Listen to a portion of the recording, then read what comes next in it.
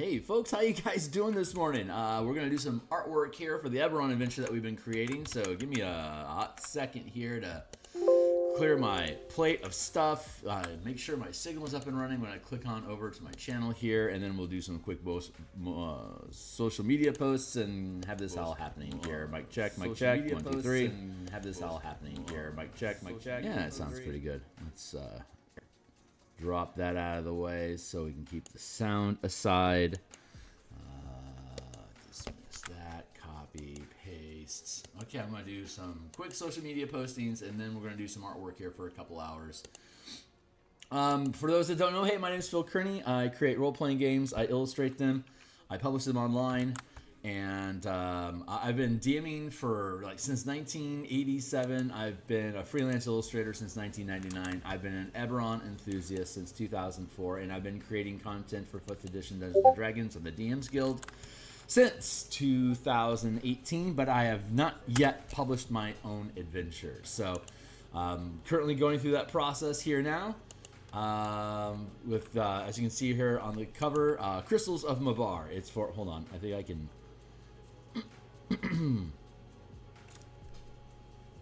Got a gap. Let's see. Undo that. Let's take this to the front. Actually, I want to push this back to the back.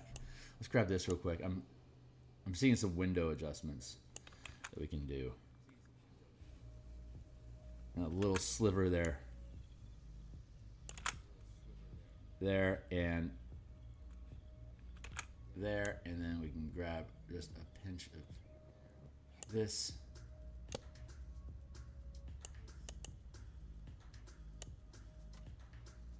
Burp. There we go. All right, cool. All right, our windows. Looks like our windows are looking pretty good. Yep, there we go. Good to go. Okay, cool. So let's see. Background goes there so we can all see in front of the screen. And okay, cool. So if you've made it this far, God bless you. I'm a wreck. Like, subscribe, hit the bell icon for notifications of when we're live in the future. Here's the full playlist of all 456 episodes of me creating this adventure, including all the maps, tokens, and assets that go along with actually playing it in virtual tabletop and in person. Here's a stack of books that I've already created on the DMsGuild. Once this is completed, this will be added to that collection. And we'll also have a full preview available for you to view. And book cover we made around episode 40. You can jump back into the Wayback Machine to see that. And we are creating artifacts. So let's see. Scroll up here. We'll zoom in. There we go. Make sure everything's operating. There we go. Okay, cool. So, okay, we'll get to work. Well, we can see here we've got more shadow going on this face here than things around it, so it's sitting out wrong. I wanna rebalance. Now that I've got the form shadow pretty much figured out for the lot of these, I need to also resolve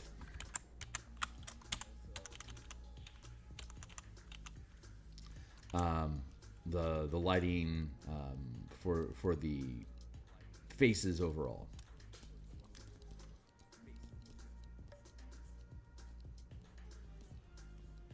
Werble Durble word salad. Tasty.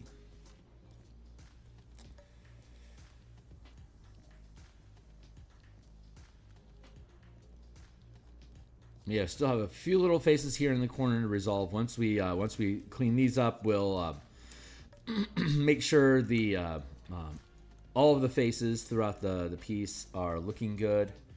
And something just pinged on my phone. I want to see what's going on with that in case it's something that I need to address. Sometimes things need to be addressed.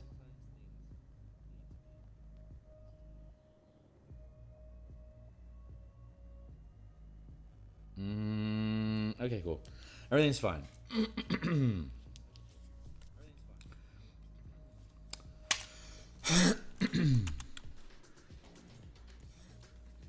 And what is going on with, I'm gonna hit save. My computer seems Photoshop seems a little wonky. I think I need to do some updates on it. I hate doing updates on Photoshop because there's always a risk that it's just going to dump my profile when it does. Like, something about your profile is no longer compatible with whatever our updates are, and goodbye. So I have to redo everything, which is a pain in the ass.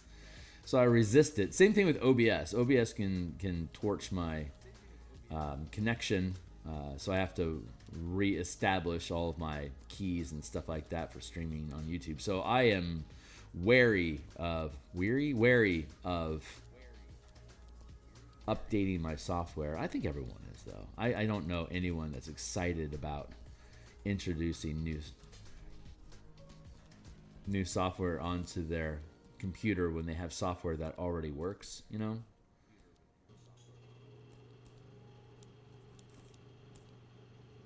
I don't think I'm unique in that.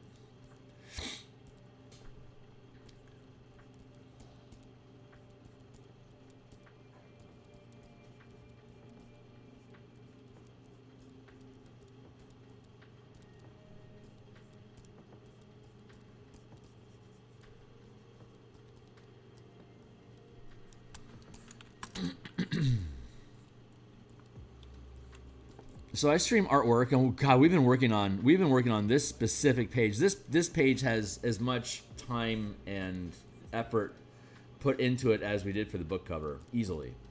And I don't have a lot of pages that require this amount of detail, but this one does. So it also happens to be the last page of the adventure, talking about how to expand the campaign and other ideas that can happen as a result of the events in this particular adventure, which I think is time well spent. And I like I started making books because I couldn't get paid as a freelance illustrator the amount that I wanted to feel compensated for the time that I spent in creating the work. And that's an eternal struggle. Can I produce something fast enough for my client to be happy, for me to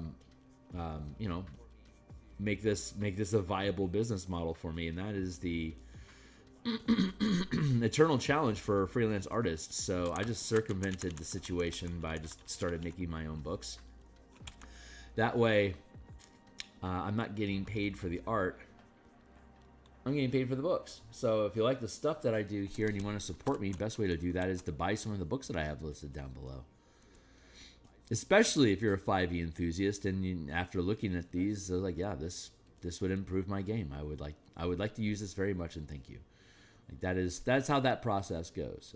If you aren't a 5e enthusiast, but you like my art and you want to support similar shenanigans, joining my Patreon is a great solution. I mean, picking up books that better your game in the system that I like to build games for. That's obviously the best way to support the channel, and probably why you're here in the first place. But I have been blessed with art enthusiasts as well. So if you're just here for the yammer and for the pixels, then yeah, support me on Patreon if you wish. That'd be fantastic. I would be very, very fulfilled by that.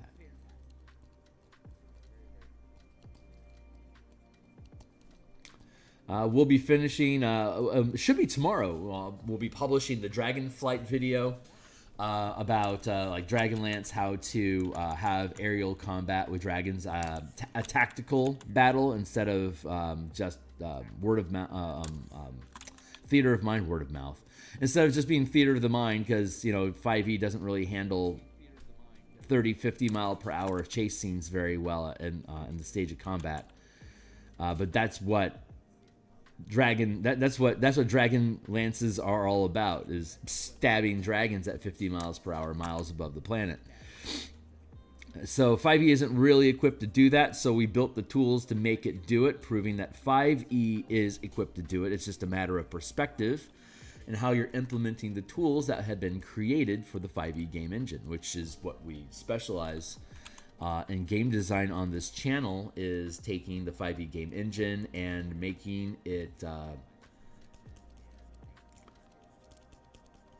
giving it new gears so it can be used in different types of campaigns. A lot of people are like, hey, if the 5e game engine isn't designed to do X, Y, or Z, why not just play a game that's designed to do X, Y, or Z instead?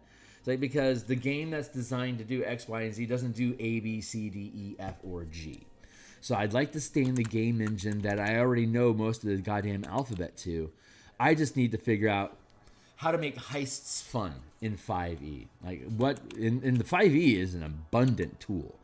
It is an excellent engine that you can remove and add components to, just like your kit bashing your Nissan Ultra.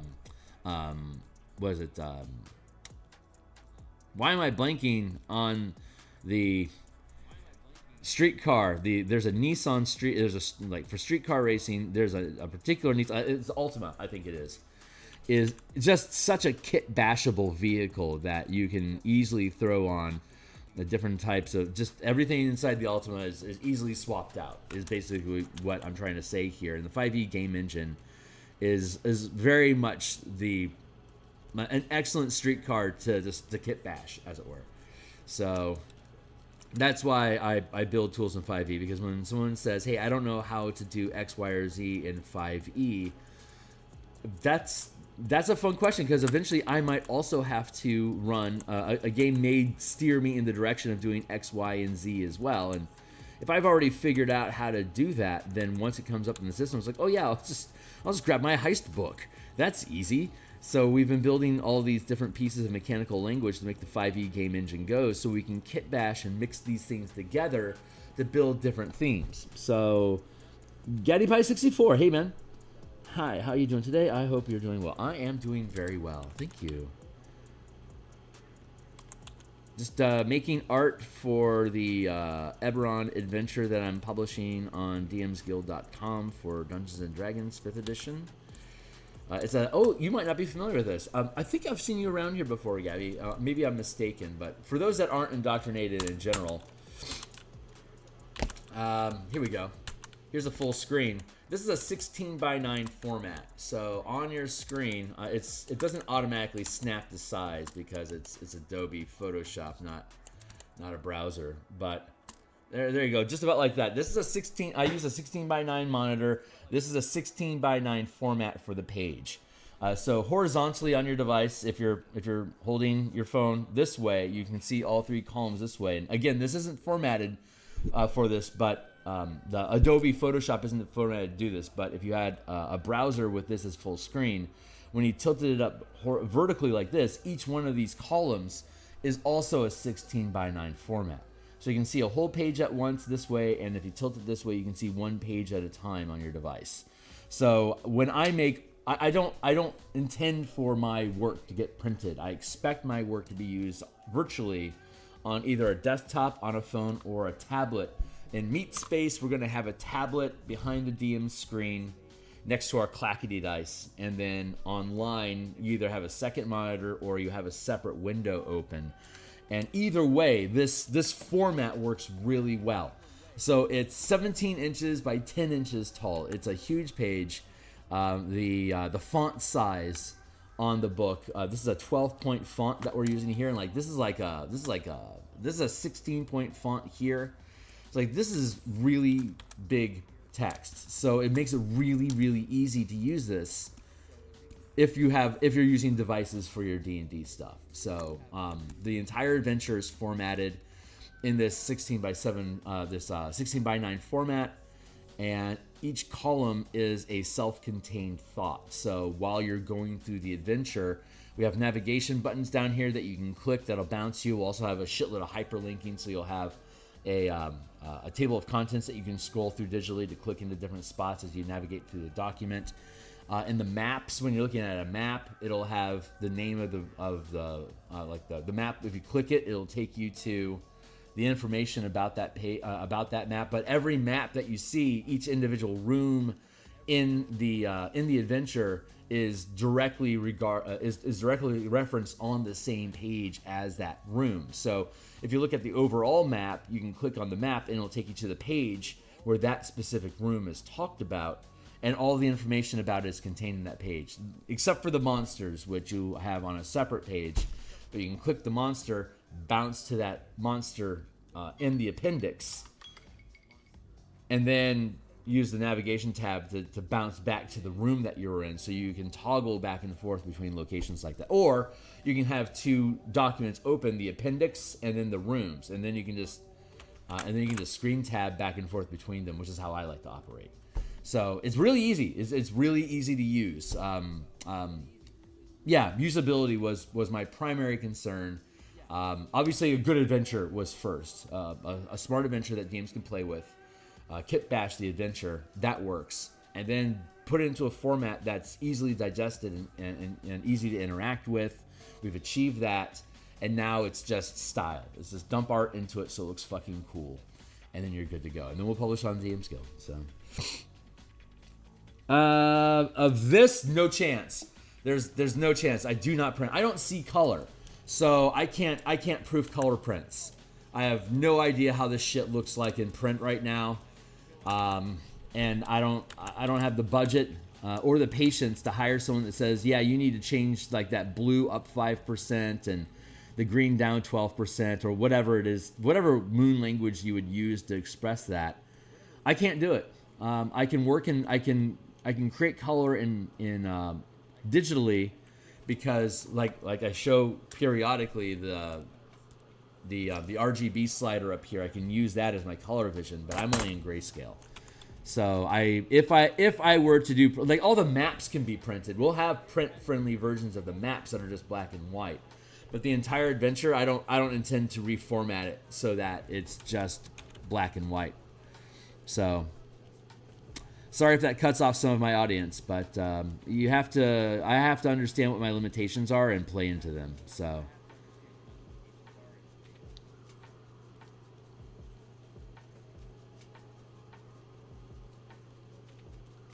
there's that.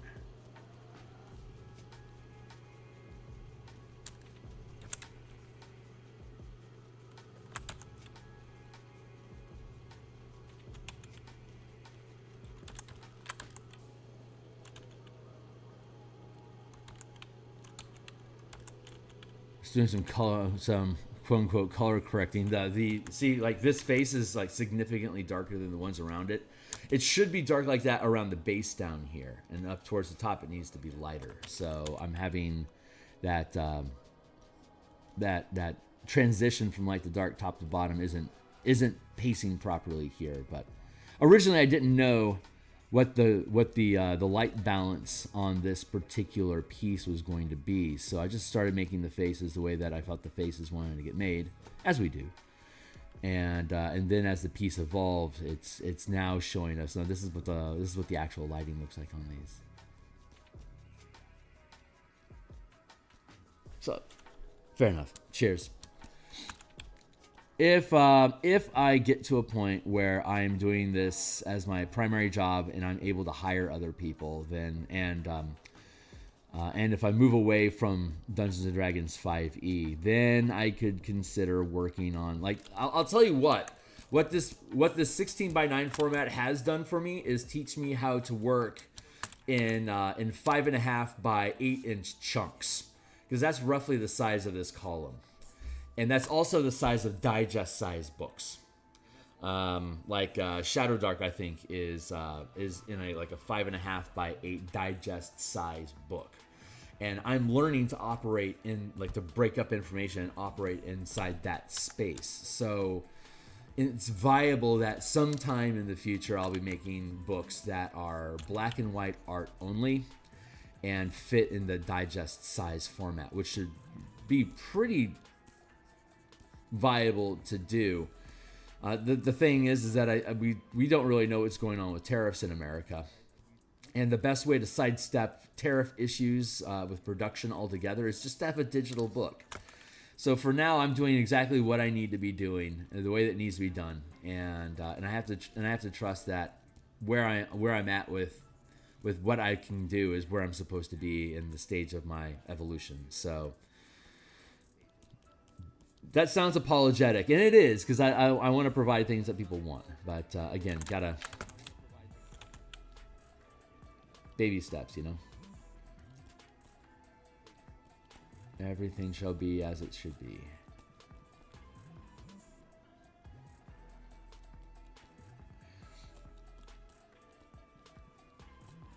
There's that.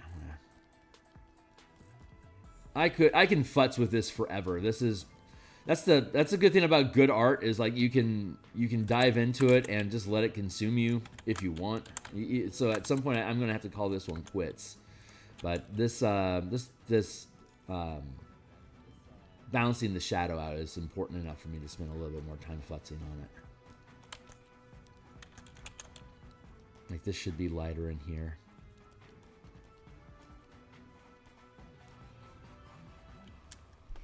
Just disabled. It's what relevant. So sometimes it's easier to read on paper. Sometimes because it's easier.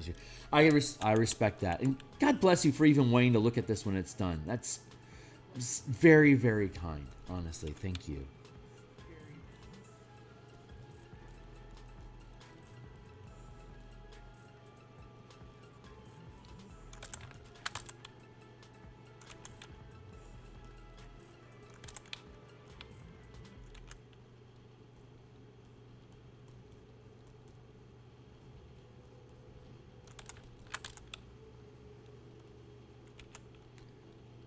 Down.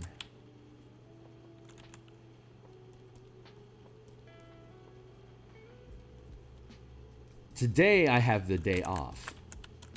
I have a day job. It normally starts. I can normally stream in the morning like this till 8 o'clock Seattle time, and then I have to log out to go do my day job. But I just happen to have today off. So I'm going to stick around till 9 o'clock on stream this morning, just to keep kicking around and doing stuff here in the book, and then I'm going to log out, and I'm finishing up the Dragonflight video. That's a part of Monster Week that Jenny D and Pointy Hat sponsor as a like YouTube creator event sort of thing. Me and a shitload of other YouTube content creators pick a topic of conversation regarding a specific monster, and then we publish a video about it. So I'm still finalizing mine, so it should be live tomorrow. And we're looking at the scaling map, the dynamic scaling map system that I developed for Spelljammer, and implementing it so you can do things like have Dragonflight combat like depicted in the Dragonlance novels. So grab your Dragonlance, jump on your favorite dragon, and go chase enemies in the sky and knock them from the sky, kill them good. Bob's your uncle.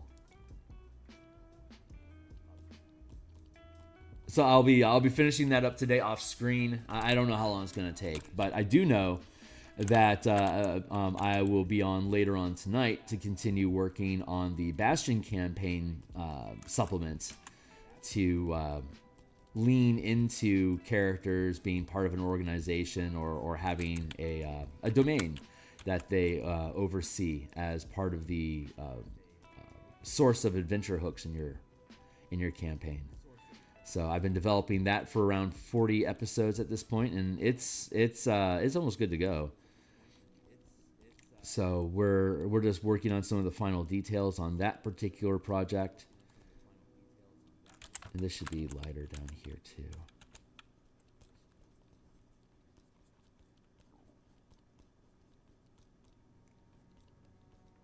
And so I'll be back here tomorrow morning again to continue working on this, Monday through Friday.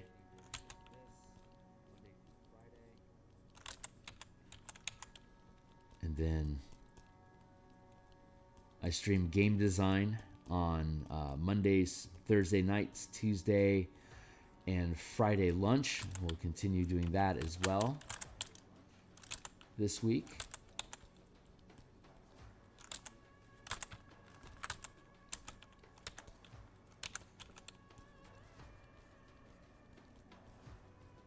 Thin that down. What's up? I love reading, but I can only read 50 on a really good day. Average is 5 to 15 pages. It's exhausting, is it?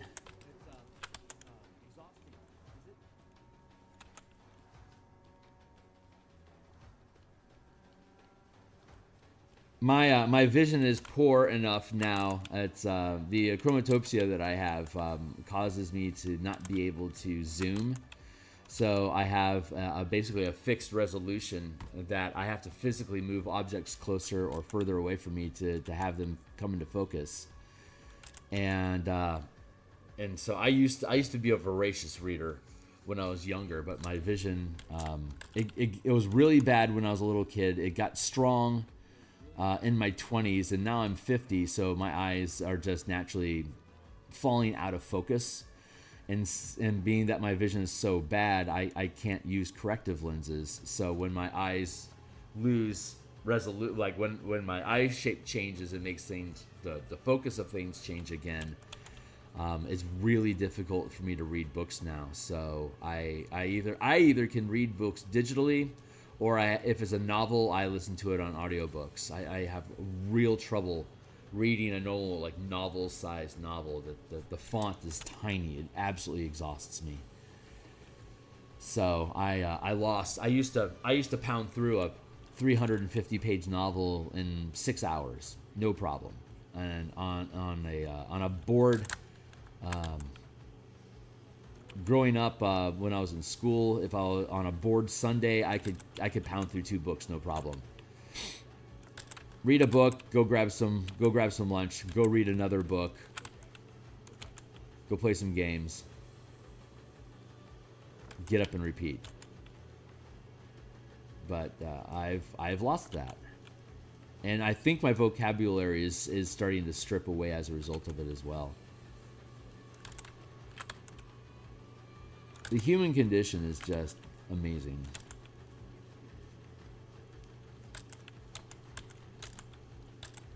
All the different rules and limitations that can be placed on us because of our machinery, and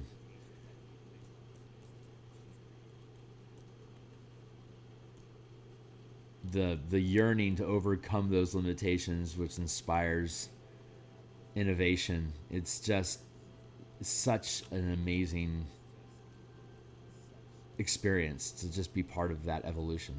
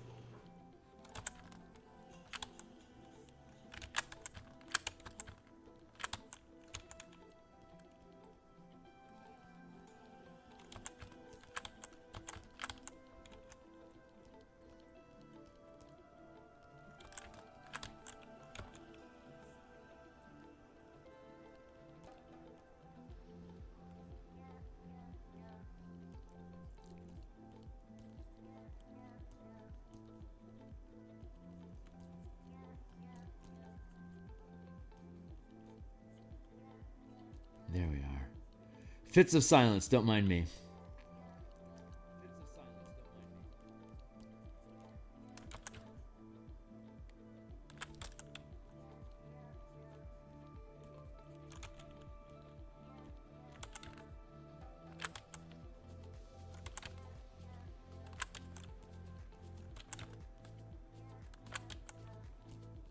I'm gonna grab a darker bit over here. Carve this line back in here. There we go.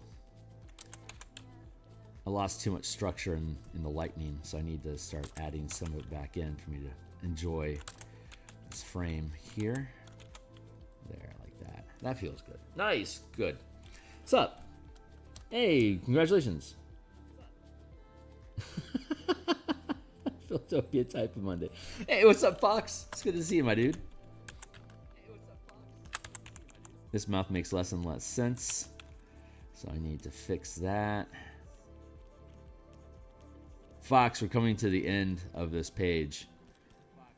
I think by this time next week, maybe even later this week, we're going to be starting on a different page.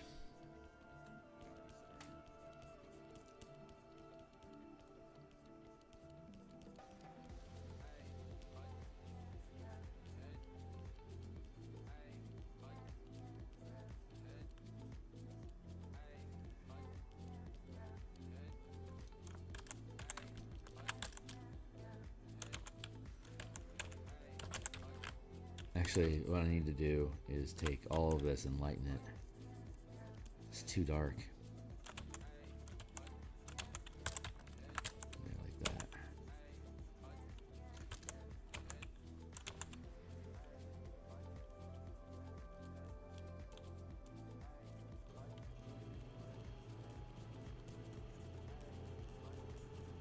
I'm going to push up the strength of the smudge brush to push these pixels around a little bit easier. They're sticking on me a little bit here.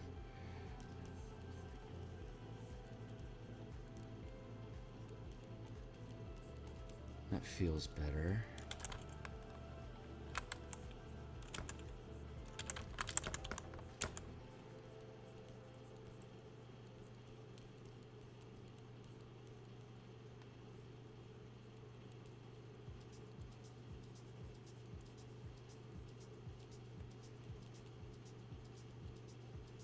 This mouth is way too dark compared to everything else around it.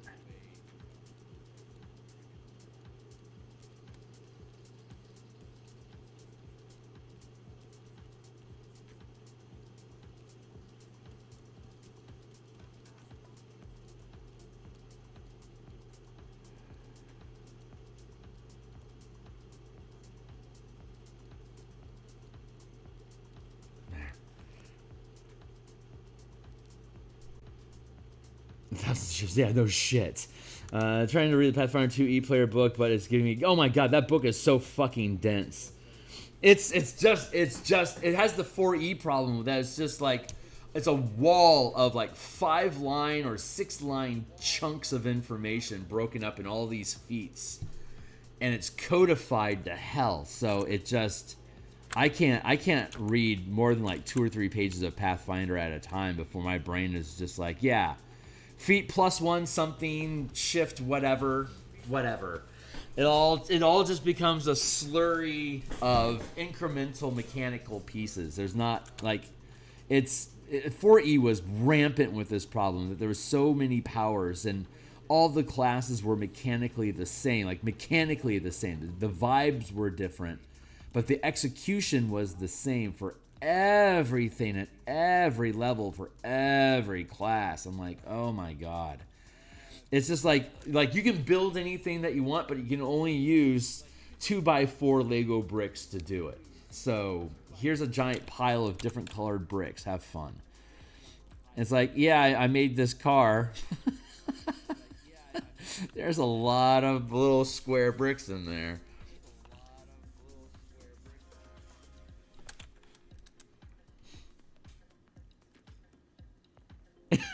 Yeah, no kidding. We had to figure this shit out on our own.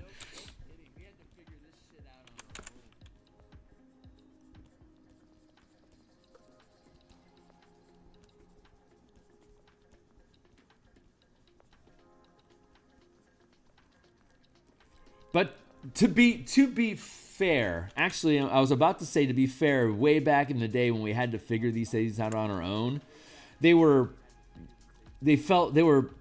simpler, but I immediately recanted that. He's like, no, Beckme had like 1,000 different type of die systems that you would use.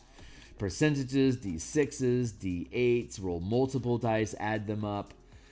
There was various different mechanical systems that were not designed to be complementary to each other. The old original D&D seemed to have been more interested in percentages, but didn't want to use just percentile dice. Or like they didn't realize you could do percentile dice to determine percentage chances of things. Like that Rollmaster really leaned into the percentile system and really incrementized. Like each point of experience was basically worth 1% of 1,000 different skills that you could take. So you could gain 100,000 experience points, 1 point at a time in Rollmaster, and end up having a very powerful character. But it was such an incremental gain. So I can gain 3 experience points this adventure. It's like, great, I'm going to improve my attack roll 3%. Awesome, but I have to improve my damage roll and like my speed separately as percentiles as well. So while my accuracy went up 3%, my damage isn't changing. and the rate at which I can attack isn't changing either. So it's like, it's kind of like Numenera is like that. Numenera is better than that. It's not as extreme, but it has the same general problem. But a lot of like Shadowrun, Shadowrun was like that, and that it was a skill base. I think Cyberpunk was also an incremental skill gain system like that. Everything has to have its own skill progression to improve, and all the different mechanics of every type of confrontation you could imagine had its own quote-unquote skill tree that needed to be upgraded eventually over time. It's a neat idea, but I think I really think that D&D really hit the mark in that having like some significant gain every level, and then having a limit on the level so you get these packages of improvements. I think that's probably the best way to actually resolve leveling in a role-playing game in general. It's my favorite method, that's for sure. Because you can kit these different benefits together, and because it's a set package that you're getting, you can give extra synergies here and there. Because you're not getting anything that you want, you're getting whatever this thing is offering you. So you can give more per character level than you'd be able to ever offer incrementally, one percentage at a time, or one skill point at a time. Because it has to be modular. Like in the martial power system, that's a lot of what we've been working with in developing these alternate powers, is since everything is modular and can be fitted together to make your action economy operate the way that you want it to inside the 5e game engine, we have to be careful what bonuses and abilities you can gain from these different powers that you prepare. Because again, that synergy, you could build in ridiculous synergy that gives you too much power for too little cost, and it overruns the game. That's what we were seeing. Like the dire impact, the extra damage that you get from dire impact makes sense on a lot of characters until you put it on a barbarian that already gets basically dire impact as part of rage.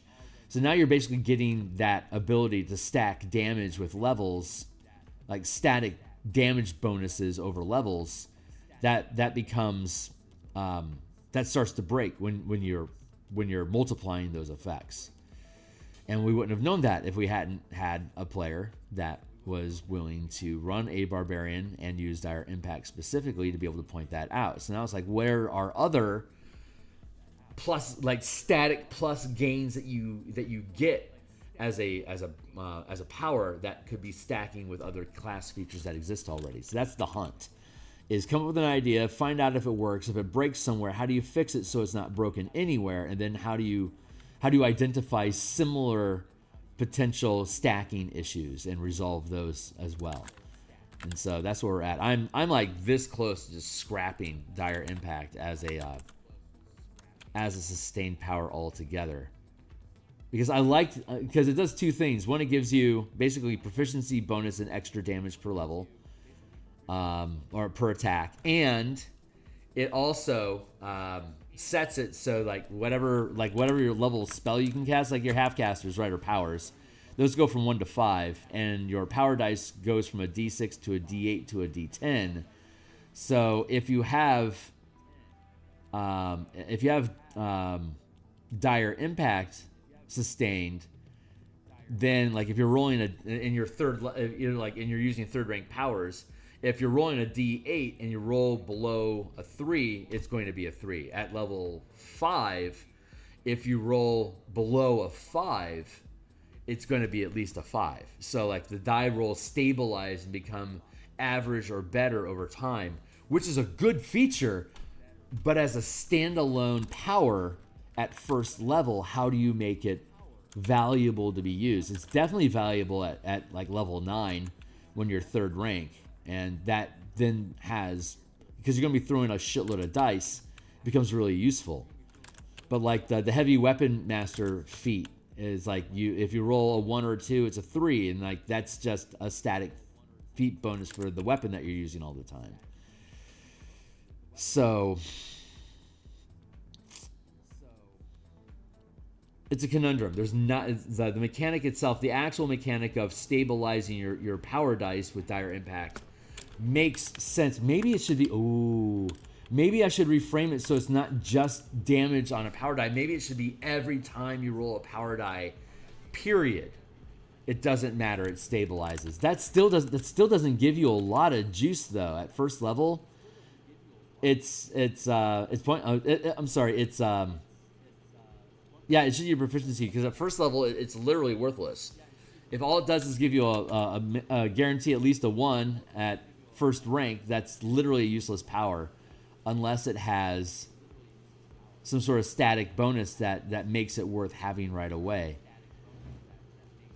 But then it's too expensive to have at higher ranks because all it does is stabilize the die. It eats up too much of your budget.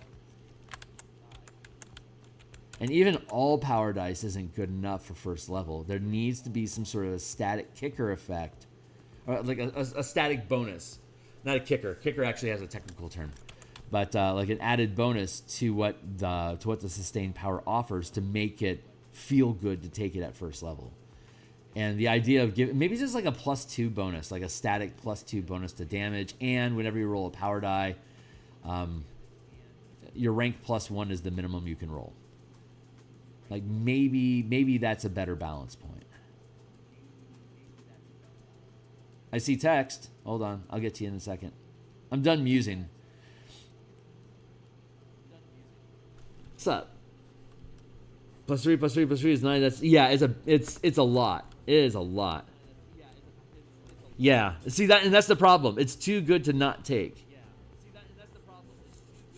Dire Impact and Great Weapon Masters 2/2/2 is 6 and 3/3/3. Yeah. Yeah. It's too much. So yeah, I have to clip off that bonus damage that we're getting from Dire Impact. I was thinking about like integrating, like making Dire Impact be where you're getting your bonus rage from. Like when you're raging, you get +4 to hit, for example, or like +4 to damage when you hit. If instead we had like while raging, you can use Dire Impact for 0 cost. It's just active. And then if we made then it would be, because that bonus you get to your strength checks and strength saving throws, I think.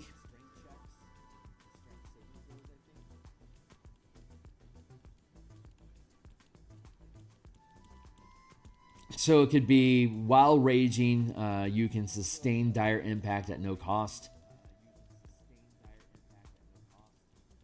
And while raging, the bonus that you get, the static bonus you get from Dire Impact can be applied to strength checks and saving throws. Or maybe you just get advantage on them. Maybe that's, I'm forgetting. I think that's probably where I'm probably going to end up going. Is like rage, gain. So like all barbarians have Dire Impact. And it's always, and you can activate it on your own if you want, but it automatically turns on for free if it's not already active while you're raging. And if it is active if you are sustaining it while you're raging, it doesn't count towards the total number of powers that you can sustain at the same time. Like that might actually be the easiest way to resolve it. We already bent the Paladin Smite feature into like all Paladins automatically get the Martial Strike power, so that you can use masteries while you're smiting.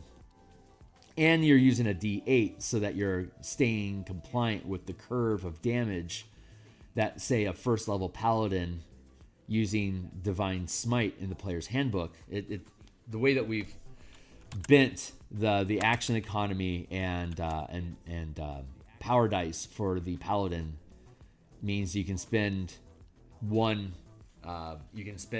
spell point and your bonus action to deal 2d8 damage, and that's what you can do at first level, or 3d8 if it's undead. Like that's the standard that you expect in a Paladin in 2024. But we have it built so that you can use strikes with every attack, whether they hit or not. But that's only one power die, one die of damage per mana point spent. The the bonus action expending your bonus action to add additional dice of damage to your smite makes it balanced. So we took the mechanics of the martial powers and we bent it so that at first level it duplicates the effect of the class feature that's being altered by the power system. I'm kind of word salading at you a little bit here, but my brain is parsing together that, yeah, I can actually do Dire Impact as a barbarian feature. And that would fix the stacking problem. And other people, like a fighter, could very much get close to being like a barbarian in that sense. But you have to invest levels of power into, like, you're sacrificing stuff to act like a barbarian. Like, you're sacrificing stuff to act like a paladin. If you really want to smite good, be a paladin, you know? If you want to have good sustained damage, be a barbarian. So you get these things for free instead of having to kit your way into getting them like as a fighter or a ranger. Instead, you just lean into what your character can just naturally do well, because that's what's defining the differences between one class from the other. Like when everyone can do smites, what makes the paladin so special about smites? Well, the paladin's the best at smiting. When everyone can sustain damage like a barbarian can, why be a barbarian? Because the barbarian sustains that damage best.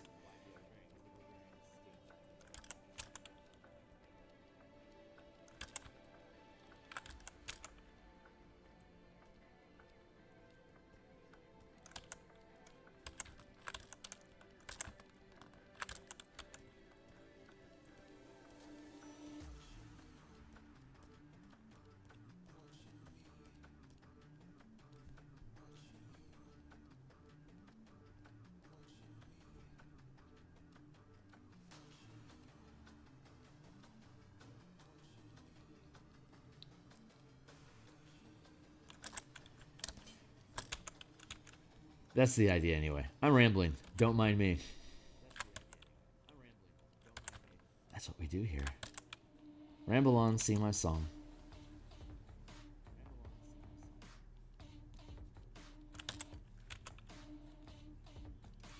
I was concerned that the video that I'll be having published tomorrow for Monster Week, I was concerned that was going to prevent me from being able to stream game design tonight, but I made good progress over the weekend.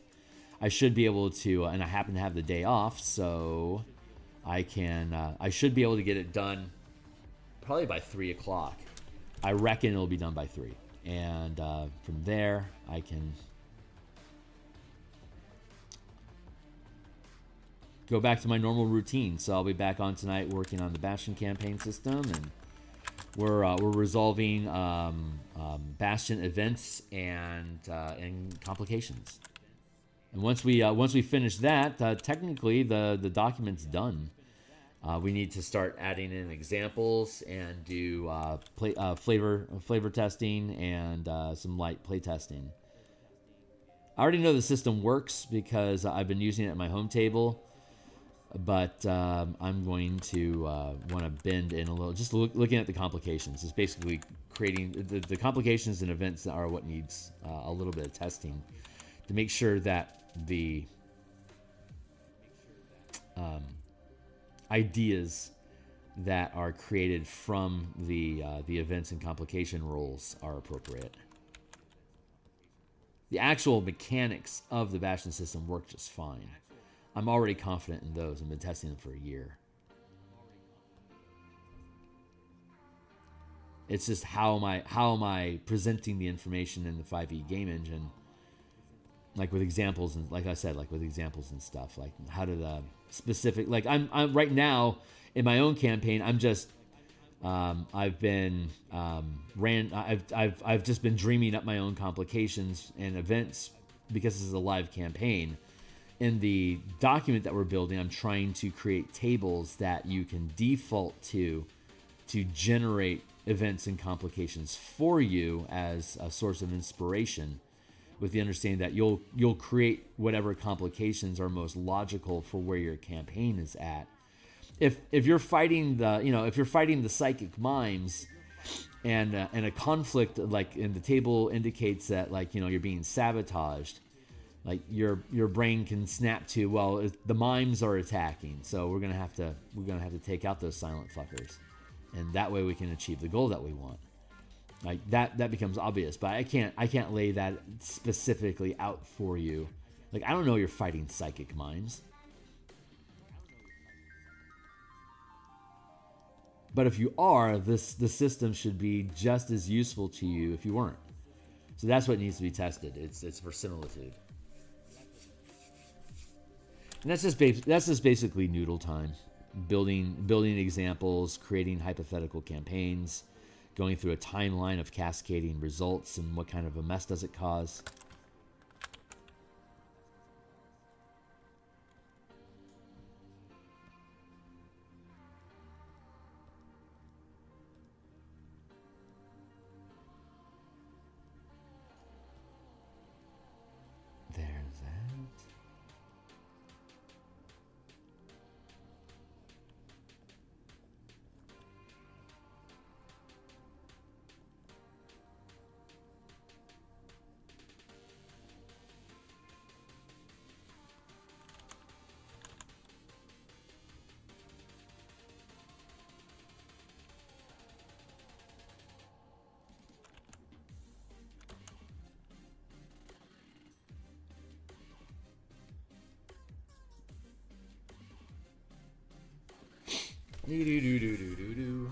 Good. That feels good. That mouth is still bothering me, but my energy is shifting.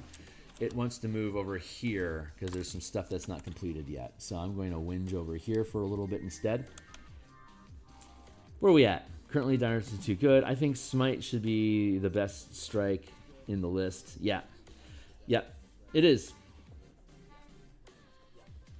Oh, that's the bonus. Yeah, that's the synergy of the bonus action. Like you don't have to use a bonus action to smite.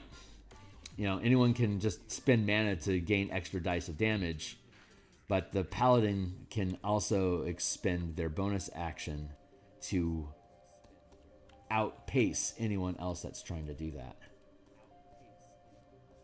And getting Marshal's Strike for free means that you're freeing up your character's budget to invest in more sustained powers or maneuvers or exploits or reactions than what anyone else would do, because you're getting you're getting that power for free. So it's small differences, but let's face it, there's not significant differences between Sorcerer and Bard other than, the perks that they get that make them different. The powers, they're both just full casters. They're both full arcane casters first. That is their defining curve. Bards, Sorcerers, Wizards, they're full arcane casters. And then the differences between them from there is just what bonus perks, what can they do on top of that. And that was very much the intent for the martial power system. Is you channel power. Paladins, rangers, fighters, barbarians, they all channel power, but they do it. They have different benefits while they're channeling power, and that was the vibe that was going for. You're shifting gears. You're either going to lean into being a full caster with a fuck ton of spells and class features that complement them, or you're going to instead be a martial power channeler, and you'll stack abilities in that sense. Or if you gish, you can do a little bit of both. And since the mana pool works for both spells and powers, then your mana pool continues to expand while your ability to wield power and cast spells both are restrained a little bit as you gain levels, because you're having a split stream between the two, but your mana pool continues to increase.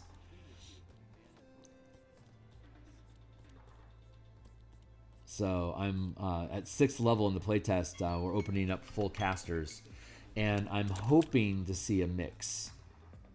of full casters, martial characters, and then Gish characters that are blending the two. And I think once we get into Mage Tower, we'll really be able to see character kit bashing, because once we take Mage Tower up to 17th level, here's 17 levels to play with, make a good soccer player. I think we're going to see some really fun build ideas to see how things work together, and at that level of play, is that appropriate or not? And I think the Mage Tower idea will help us iterate through different types of characters. And if one type of build can't be beaten, then there's probably something going on with that build that we need to fix for the game. So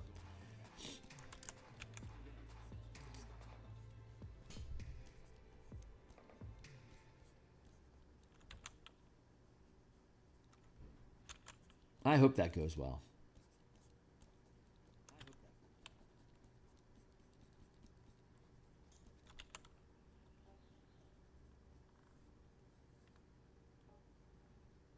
I like the idea of having a combat sport built into the D&D or 5e game engine that could just be scrimmed in 1 hour sessions. You don't have to bash through and kill stuff until they're dead, which could take time.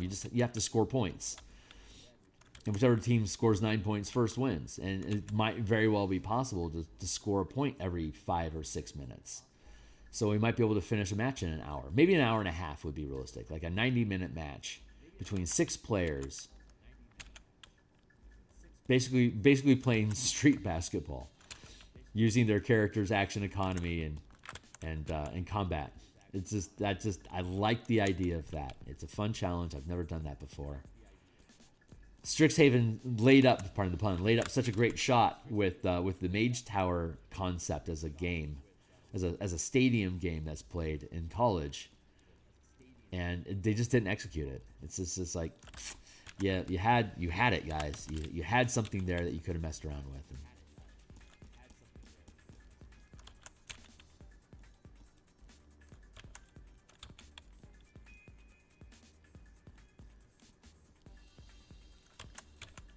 It's so obvious that the people that actually create Dungeons and Dragons use the 5e game engines very differently than how I want to use it. I'm not saying they're using it wrong. They're using it right. They're building the games that they want. It's just I just want my games to be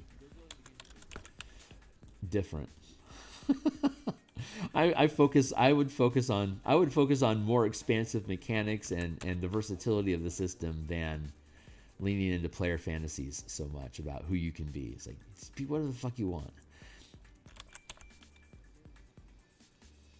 Go fly a fighter jet. Your pilot can have any identity you want. That's cool. I'm not. That's not important to me. The game engine is important to me. Mechanics are important to me.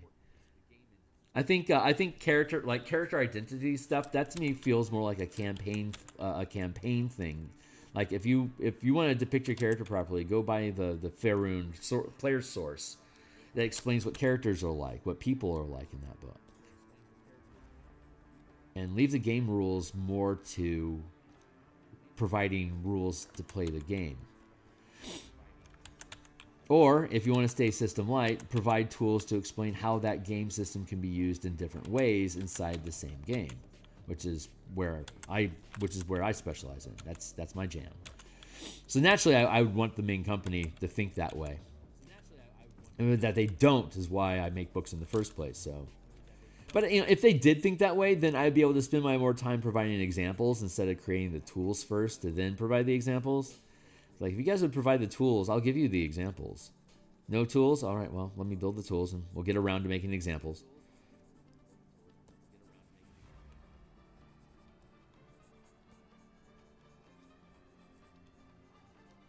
My biggest problem as a creator is that there's so many tools that I want to build that I don't have a lot of spare time to create all the examples that I wanted with those tools. Like, I needed these tools to build out a Strixhaven campaign. When the fuck am I going to have any time to play a Strixhaven campaign now that I have all these tools built? Like, it's It's the irony does not escape me.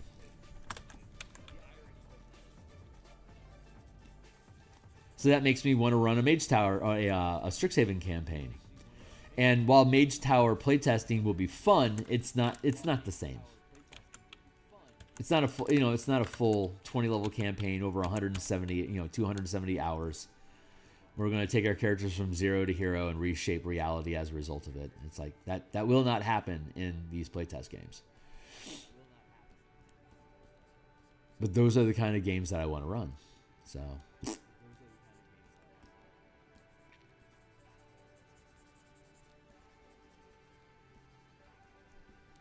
I mean, to my credit, I am scratching my Spelljammer itch with my home table of the Eberron asteroid mining campaign that we're running. That is satisfying that itch. So it's just I can only do one of those at a time. That's my problem. I can only run one really good campaign at a time. It's because I have a day job.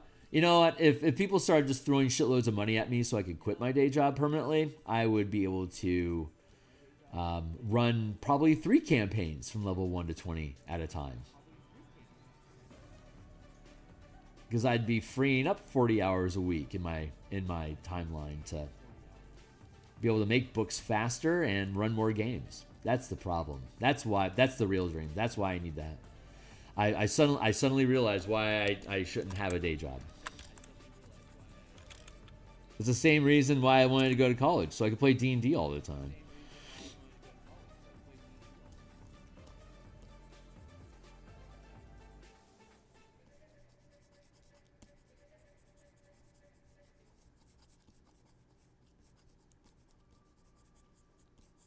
I played D&D 6 days a week in college for like 4 years solid.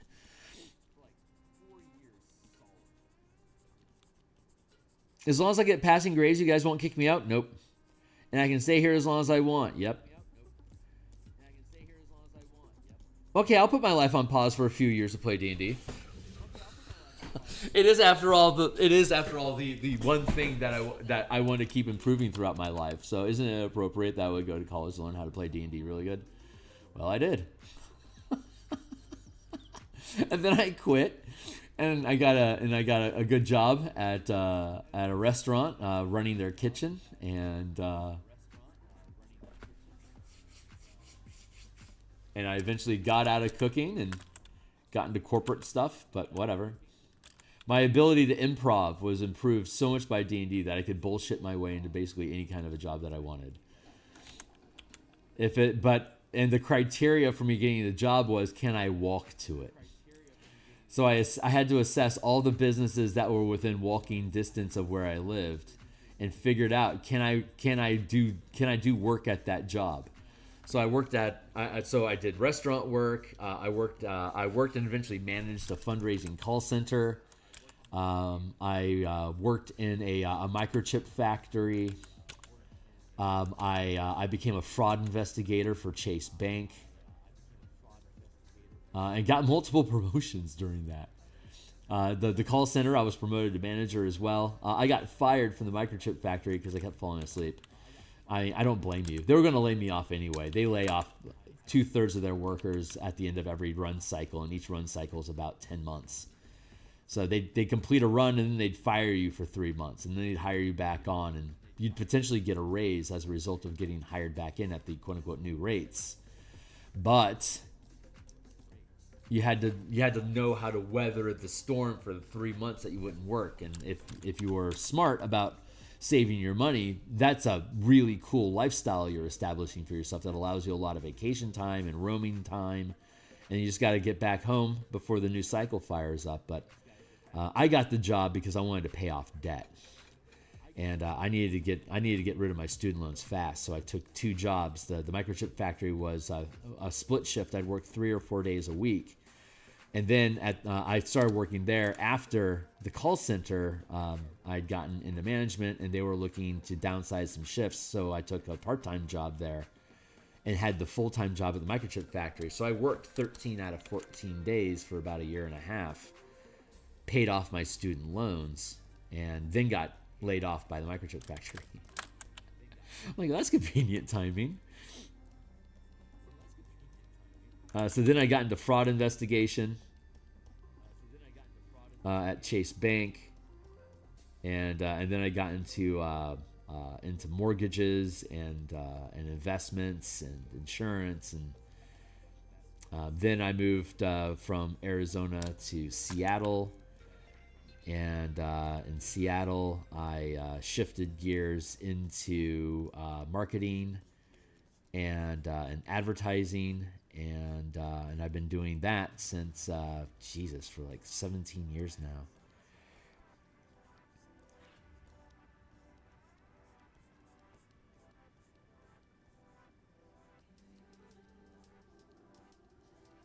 That's the journey of Phil.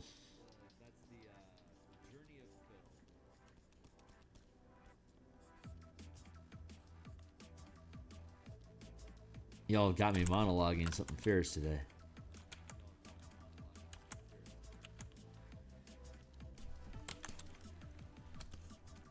That's feeling better. I still need to lighten up that. I need to fix that face a little bit more, but it's feeling better. I keep running away from this corner.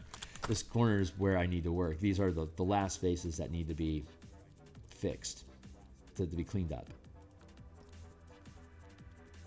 Little Warforged got caught up in the cauldron. There you go, buddy. You're stuck here now. Nothing to do and all day to do it, buddy.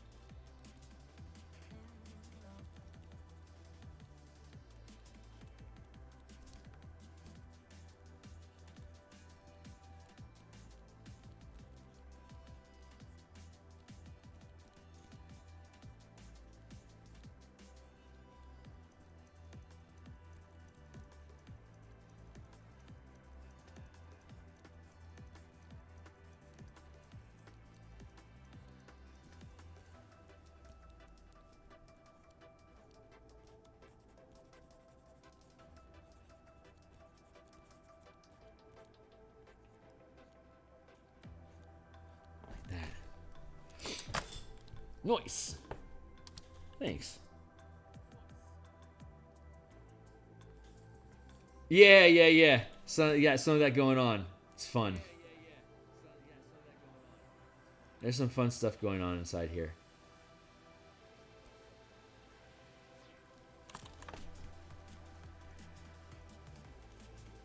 But I like doing these melted puddles of people.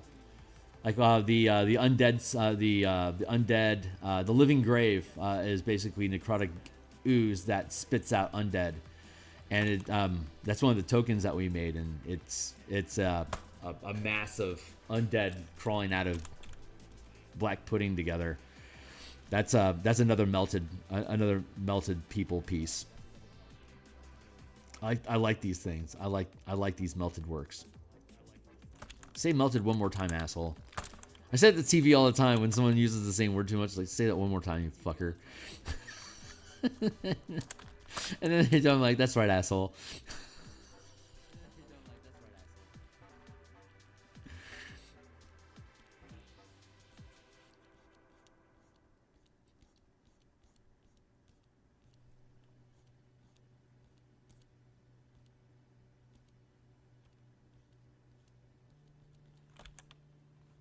I brunched at the Cheesecake Factory yesterday for Easter, and by God, that place is not fucking worth it. It's like $5.50 for a Coke. I gotta say though, their $8 orange juice, they literally squeezed like 5 oranges into a glass. It was the best goddamn orange juice I have had at a restaurant in my life. That was really, really good orange juice. What was it worth? $8? Well, it didn't have any vodka in it, so probably not. But it was good.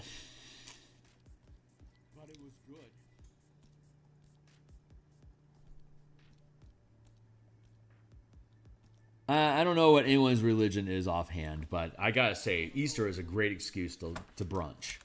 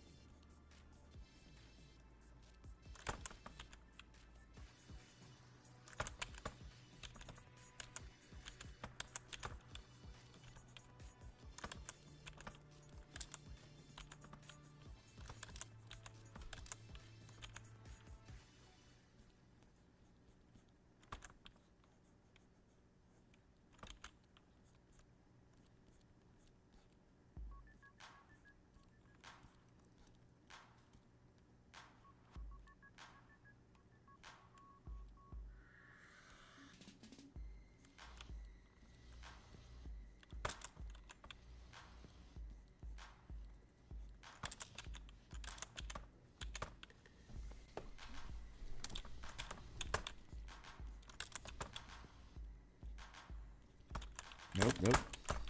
Yeah, there we go.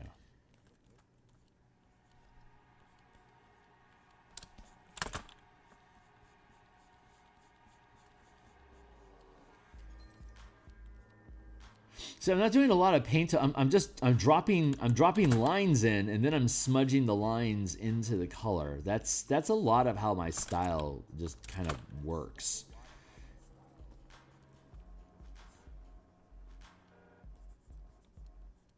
I don't really know how that developed, but I know that a lot of artists that I watch on the YouTube, like they'll take a color and they'll like just fill in a block of it and then like smudge the edges a little bit, and then they're good with it and they'll move on. And like that's not really how I function.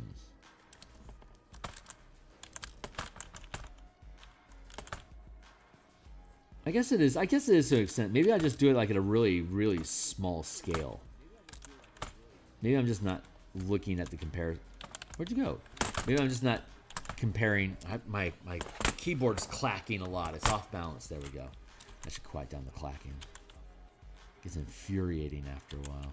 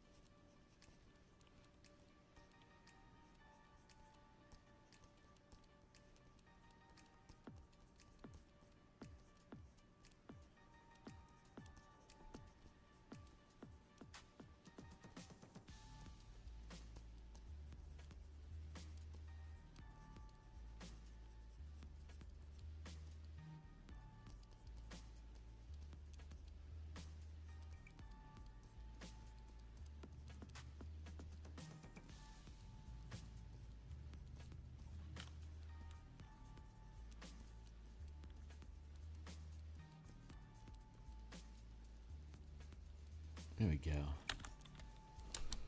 Get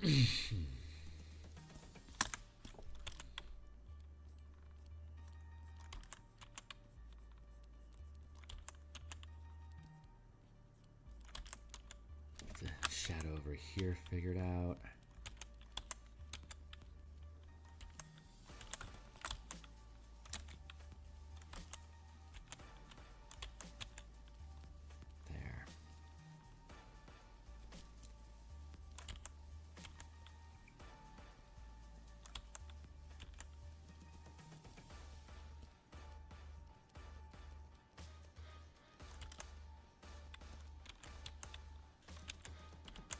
I knew this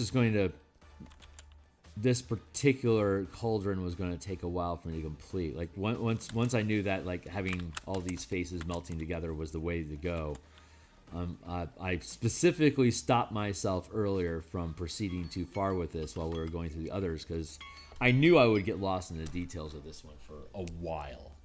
And that is proving to be true. Okay, so I have today off. This is a vacation day for me. I was required to burn some vacation time. I had accumulated too much, so management says we need you to get the hell out of here for a little bit, take off, and come back strong. So today I'm on vacation, and I need to finish the edits on the Dragonflight video that I'm creating for Dragon Week. But I will have that finished today, and I'm going to stay here on stream some bonus time since it is a holiday or as a vacation day for me. I can spend that time as I please. So I'm choosing to extend my session till 9 o'clock this morning so I can keep futzing with this. My intention was to stay on stream here until this face is done, or until this cauldron is done, so that tomorrow and the rest of the week I can knock down the rest of the artifacts. Get this one resolved. Finally get it resolved. So that's what I'm doing currently. I would normally be saying goodbye and blah-de-blah like that right now. But since I have the day off, I can stick around longer. And I'm intending for my timing to... God, that looks good. finish this by 9, so I have another hour, and then I can start finishing up the Dragonflight video. My intention there is to finish by 3 o'clock so I can go grocery shopping.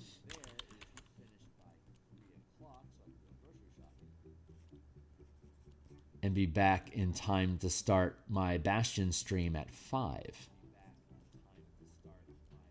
We'll see. The Dragonflight video must be finished today, so that is going to be my priority. If I'm, if it's taking me, if I'm starting at 9 and I have until 3, that's a 6-hour block for me to resolve basically a 15-minute video. It shouldn't be too much of a problem. But disasters can strike, and we'll see what happens. So my intent is to have that finished.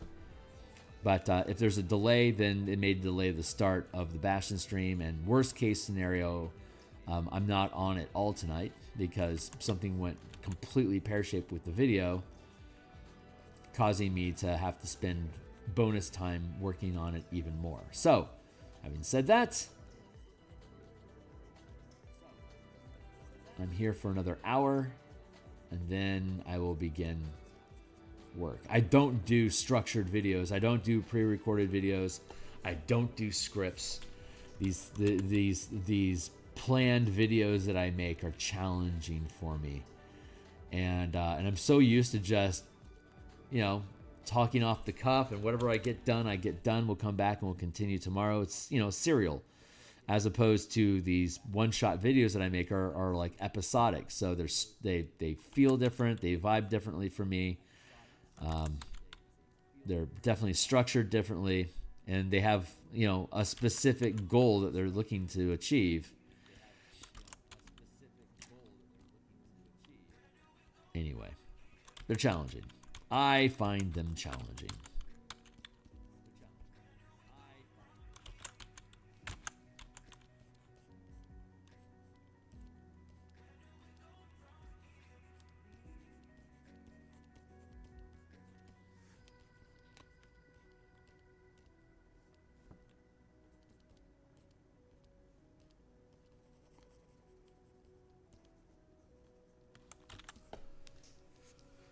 That's good. That's good.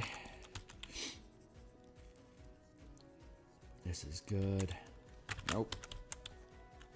Nope. Oh, they're both light. There we go.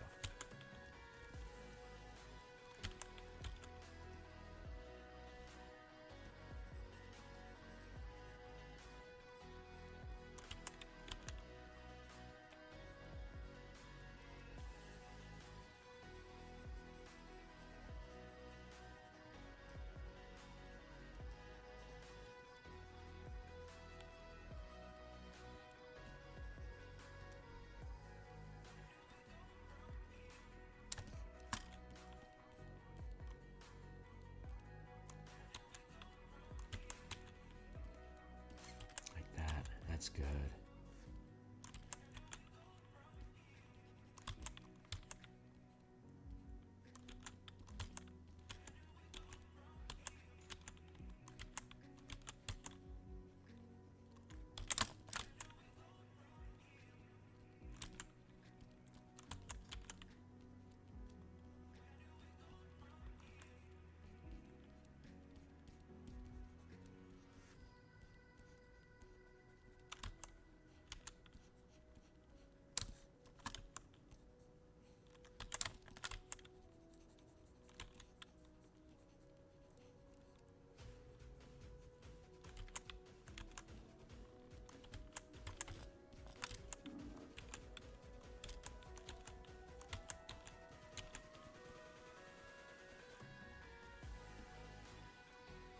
Less light. I need less light over here. Get darker, dude.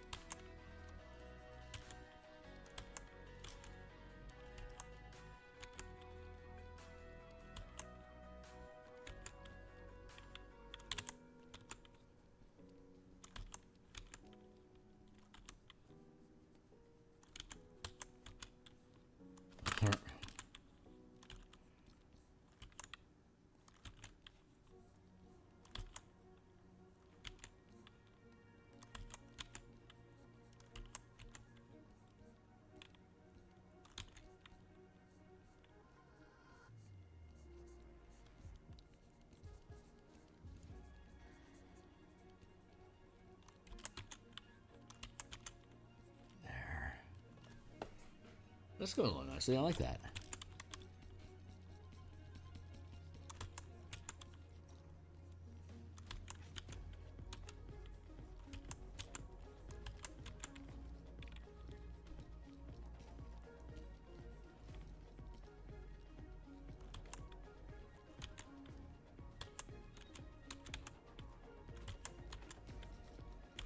There we go. This is almost done. Then we're going to start whinging over other details around on this thing.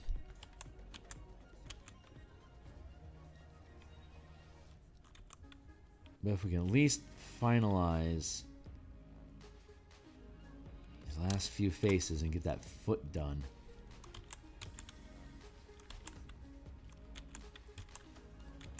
That will be a major accomplishment for this piece.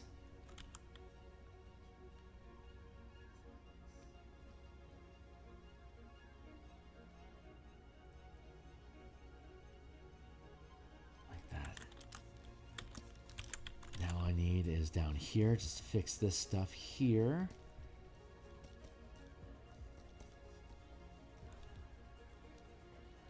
And we're just naturally going to just keep pinwheeling around the piece, fixing little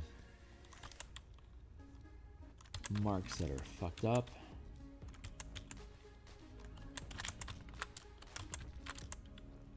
Let's do this here.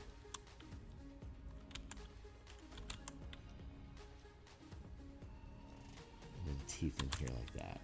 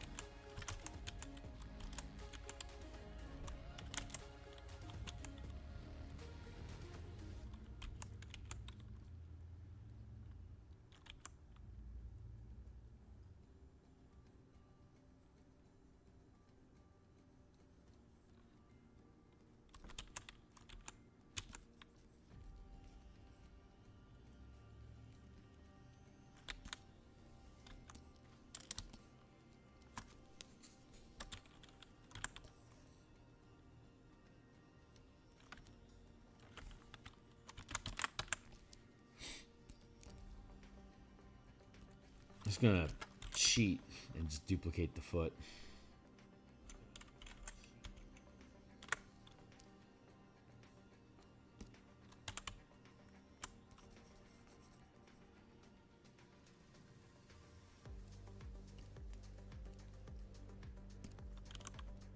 There.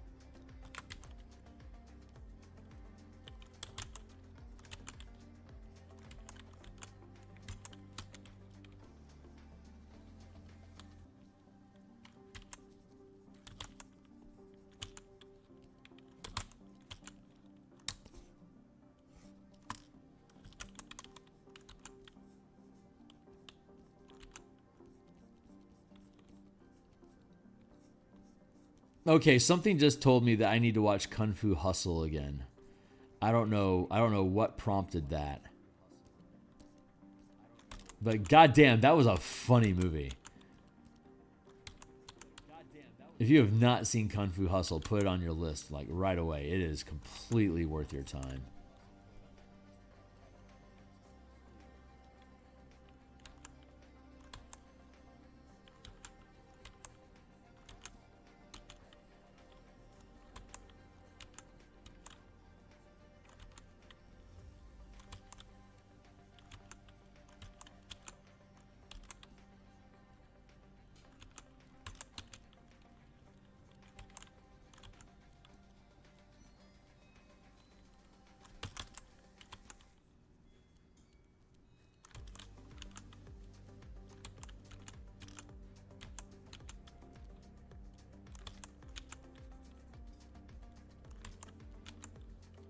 That looks really good. I like that. That looks really, really good. I need to make this better.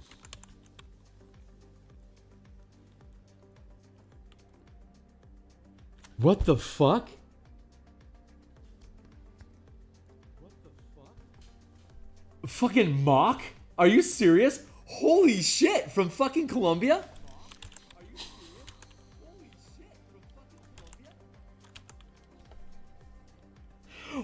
Holy shit. That's awesome. Wow, man. Fucking welcome back to the mix, my guy. Holy shit. Folks that don't know, Mock. Goddamn, Mock used to live across from the street from me when I lived in Columbia, Missouri going to college. You got me into Rifts.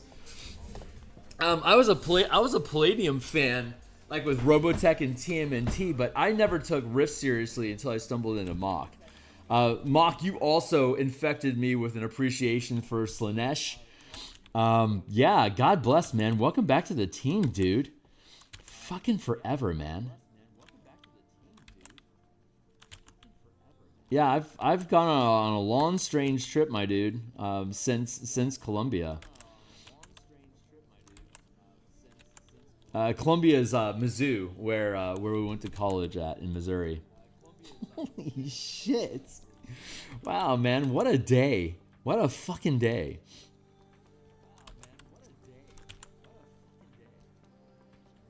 You designing nuclear factories or anything, man?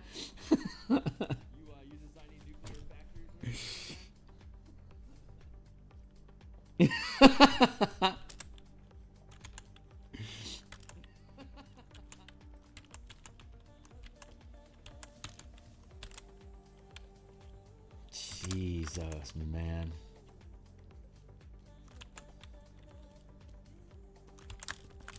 What a day. What a day. You never expect it. Okay, so the balance on this is looking pretty good. I still need to fix the lighting on that mouth so it fits, but I'm liking the overall look.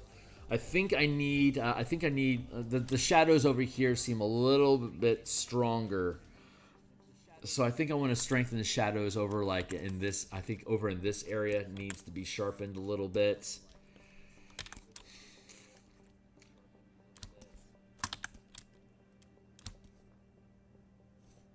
There you go, Mock. Take a look. This is Undead Horde that we had done a while ago.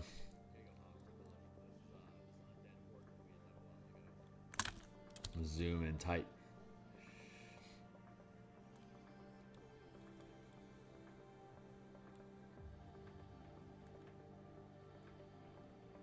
Horde of the Undead. Yugoloth Commander. In the 16:9 format, so that a page fits on your digital device, like I was showing earlier. Horizontally, 16:9. It'll fit on your desktop. It'll fit on your phone. It'll fit on your tablet.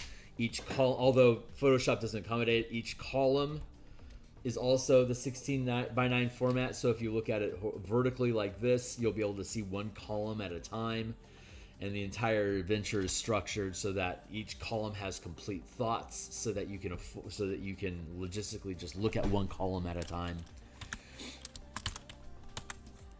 Yeah, this is a pretty good piece. Fucking Mock. My God, my dude. Mock.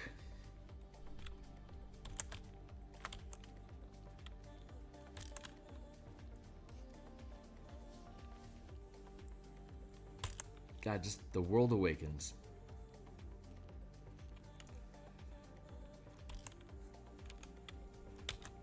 I'm gonna merge these layers down. Let's get back to our foot.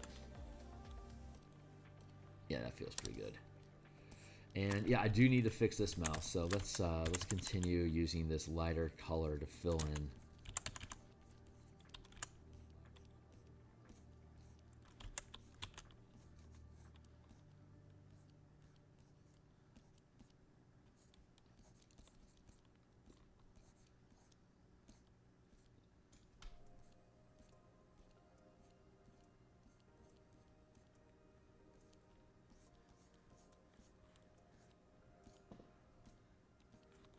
Better. Thanks, man. Yeah, no kidding. Thanks for the encouragement, my guy. Yeah, back when we were in college, I was still just using sketchbooks with pencil. But yeah, technology improved, and I stuck with it.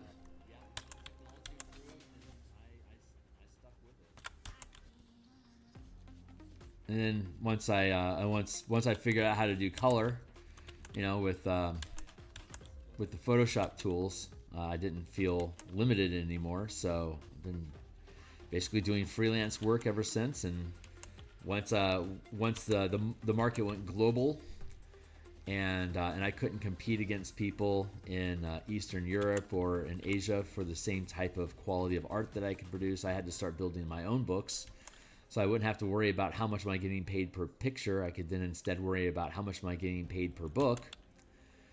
And then once YouTube started happening for me, now artwork is basically the main way that I promote the books that I'm putting the artwork in, and the gaming philosophy I have around, you know, D&D and shit like that. And it became a vehicle for me to share the ideas that I've accumulated over the past 40 years of running games. And so it's been a real natural evolution for me as a creator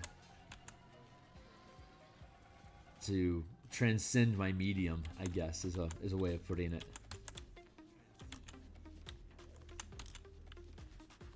So yeah, I stream 9 times per week, Monday through Friday in the morning.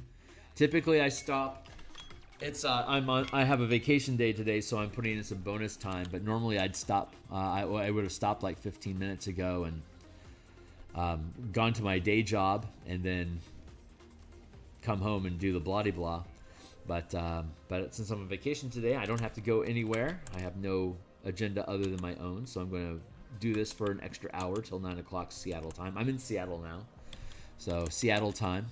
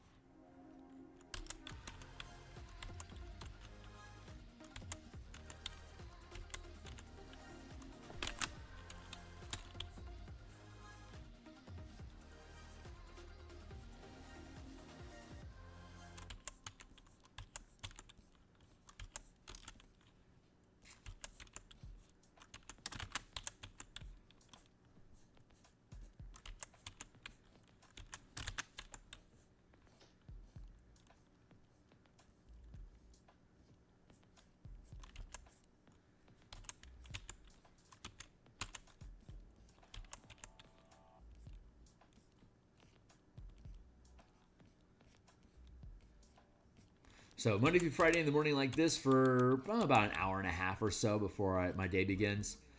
And then on Tuesdays and Fridays, I have an hour a lunch stream that I run midday for like character design and different mechanical concepts. And then on Mondays and Thursday nights, including tonight, we do our longer development stream where we build mechanical books using the 5e game engine. So we're working on the Bastion campaign again tonight. There.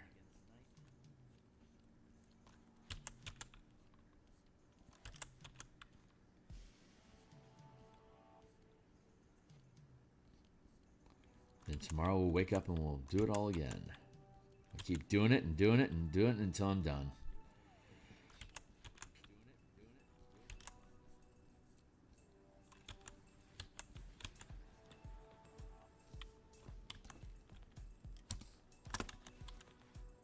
Man, that mouth is still just too gapey. I need to shift it. My muse tells me to do this. We always obey the muse. Do what she wants.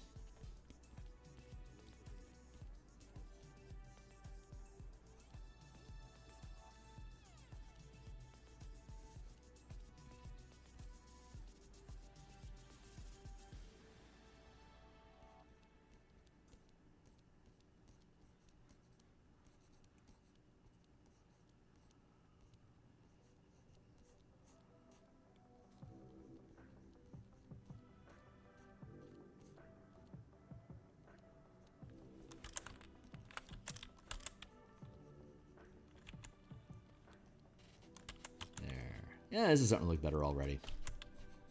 I can take this, bend that in here like that.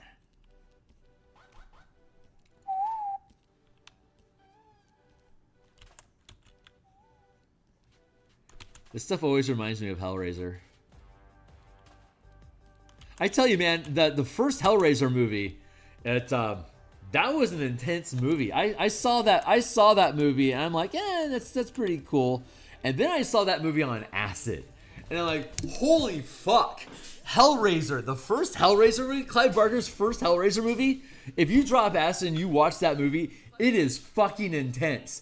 The way that they do scene face, like the way they bleed scenes like into each other, it's like they totally know if you are lit or not. That is I do not endorse drugs. However, if you happen to find yourself dosed at some point, click on Hellraiser. It is so worth your time.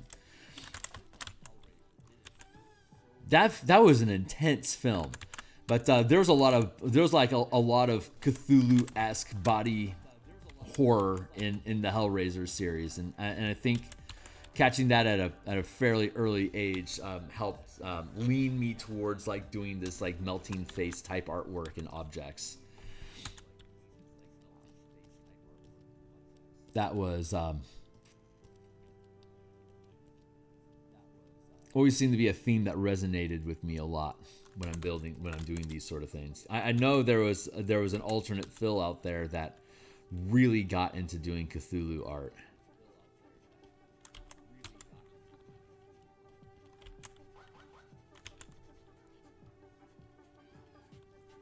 But I only have a casual relationship with tentacle horror these days, so.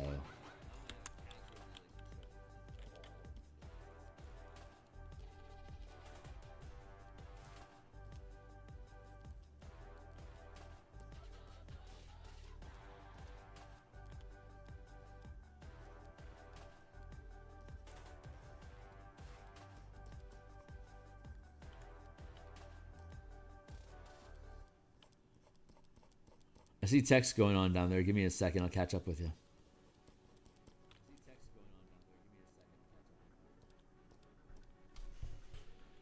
Embrace trucks. Yeah. Thanks, Fox.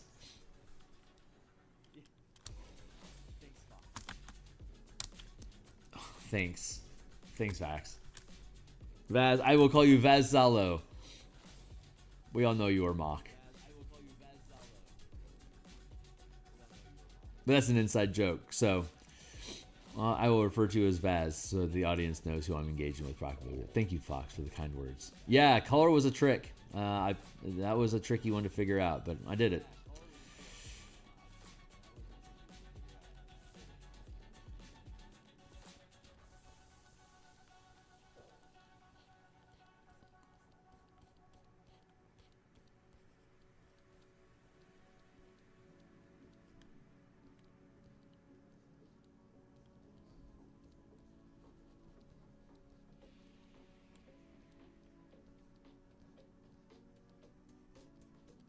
There.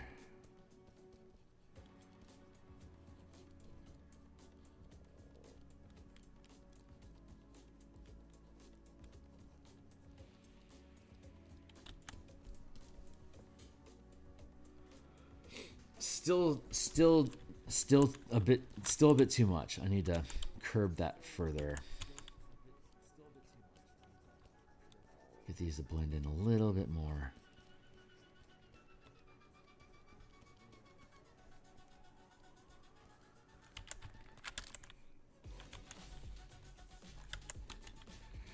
Yeah, it turns out as long as you have decent color references off of photos, you don't really need to see color. It's apparently, I'm told by the artists that are better than me, that their biggest challenge is contrast.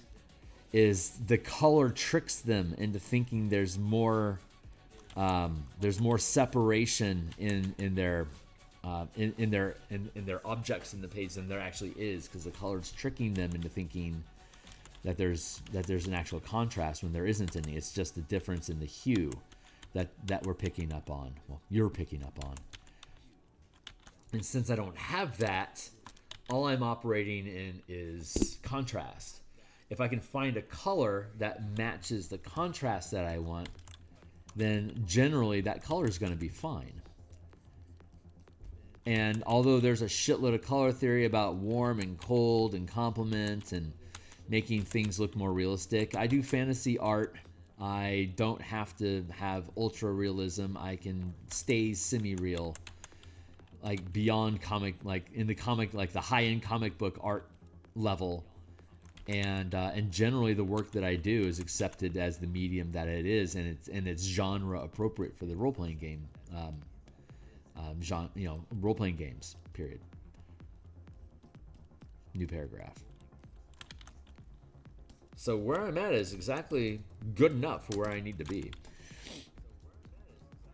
And then it's just working on style. And like we always say, style is the way that an artist compensates for the fact that they can't paint photorealistic work. The things that I surrender in my style, the things that I surrender in realism is things that I'm choosing to sacrifice that complements the style that I created, which unto itself is compensation for the fact that I couldn't do it perfectly in the first place.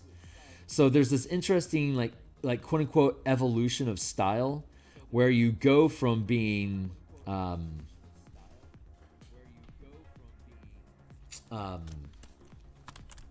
more graphic and unrealistic, and as your skill naturally improves, you can become more and more realistic. So the style that you have starts to inform how you arrive at that realism. So you still retain this sense of style in your work, but it has to remain photo unrealistic. Otherwise, it just becomes photorealistic art, and the style disappears. Once you get too accurate, you can't see style anymore because there's nothing compensating for the lack of accuracy. It's just what it is. It's just accurate. Like, I'm a big chess enthusiast, so like Stockfish will tell you what you're doing, like this is an error. It'll also say this is the only logical move you can make, even though it's an error. Well, then is it actually an error? Well, according to the rules that the AI runs by, if you do X, Y, and Z, you're probably going to weaken your position. But in the circumstances, X, Y, and Z is literally all you can do if you're going to win. So there's some sort of a compromise that happens inside of there where the machinery is acknowledging that there's a flaw, but also acknowledges that considering where your game is at, that flaw is honestly the only way you could have made this work at all. But it's still going to call it technically a flaw. And that's kind of how style works with artwork, where you know that you're not making something photorealistic and you're surrendering the idea that it ever will. You'll never be good enough to put that level of detail in and accuracy of form and blah, blah, blah to make it photorealistic. So knowing that it's going to not be photorealistic, what concessions can I choose to make so that I can still make it aesthetically pleasing even though it's not perfect? And that's where the style is. I have made a series of compromises in my work to achieve something that looks good even though it doesn't look accurate. And the more stylized you are, the less you're concerned about accuracy and the more you're interested in aesthetics.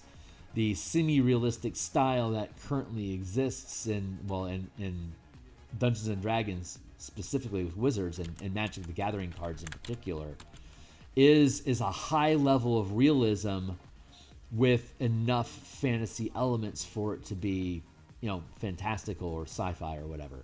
But it leans heavily towards strong realism. So there's not a large margin for style. And where a lot of that style ends up coming through in these works, if I understand correctly, is how they use color. And so I don't have much aspiration to ever become a Magic the Gathering artist, because my mastery of color is going to remain limited. That's where my style developed from, that limitation on my color.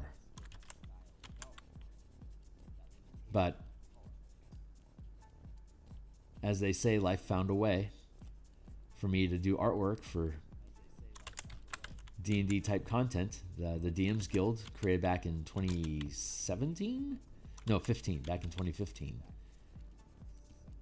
The DMsGuild was a place to allow people like me to use the IPs of WotC to produce material that I could then sell for a tidy profit. And that's been working for me.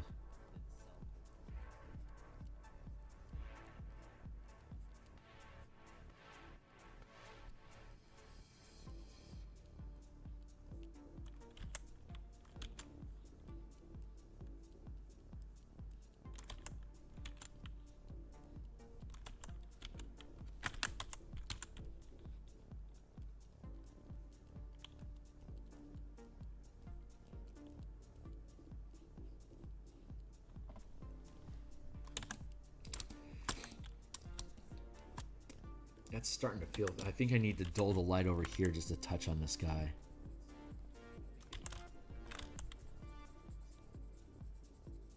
Bring that down a bit.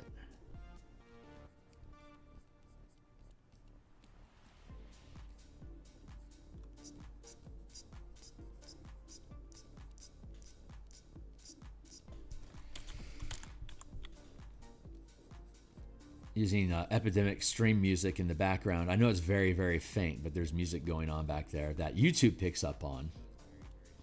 I try to have music this faint using Led Zeppelin and Rush and stuff, but YouTube picks up the signal and knows it's there, so it'll flag me for copyright violations, even though I'm just having it play in the background as just background music. It's so background that most people don't really pay attention to it, but YouTube does, so I have to use a streaming service. And Epidemic, I'm probably going to end up switching to Spotify, but I've been using Epidemic for the past 3 years, and I honestly legitimately enjoy the music that they have on here, so it's I'm not in a hurry to leave the service. As long as I pay on a monthly basis, they're fine with me using the music on Epidemic as much as I want in all my streaming. It becomes copyright free for me. But I'm paying like $15 a month to have access to the music, so I mean, tit for tat. But it's been worth it for me so far. But I'm seeing a wider variety on Spotify, so I don't want to pay for both.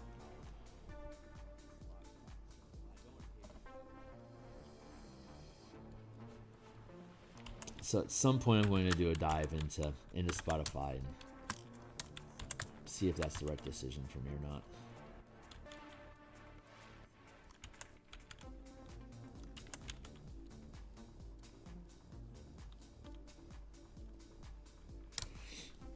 Man, I don't think I need that edge there. It doesn't seem to make sense anymore. So let's trim that away.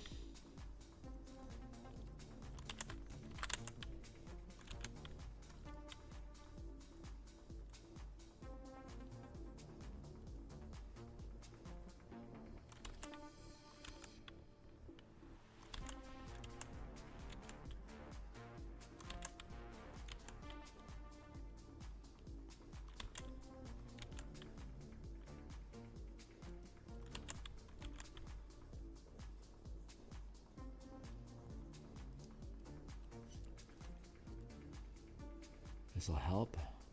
Blend that all in.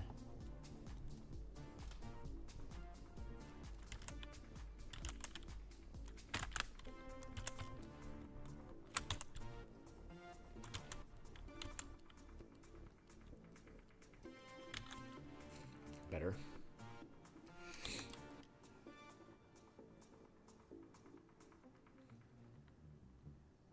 That's looking pretty. I mean, I can mince on a couple little details here and there, but this thing's looking really good. So I'm thinking I can probably step away from this here in a moment. I'm going to try stepping away from it and see if my muse lets me. She'll humor me and she'll let me try to step away from a piece, but if she's not happy with it, she will pull me right back into it. So it's not really. I'm not like really shit testing her, you know, not really. But it is a chance. I'm threatening her. It's like, babe, I'm gonna be done with this. I'm stepping away from it, and she's like, no, you're not. And like, see, she just hit me. She's like, no, you're not. Here you go. Because I don't control any of this. I surrendered all of this to the muse a couple years ago, and all the books that I've created basically since 2016 has just basically been divine intervention, like literally. If you're a Grecian, if you're into Greek mythology, it is literal divine intervention. Everything that I've built.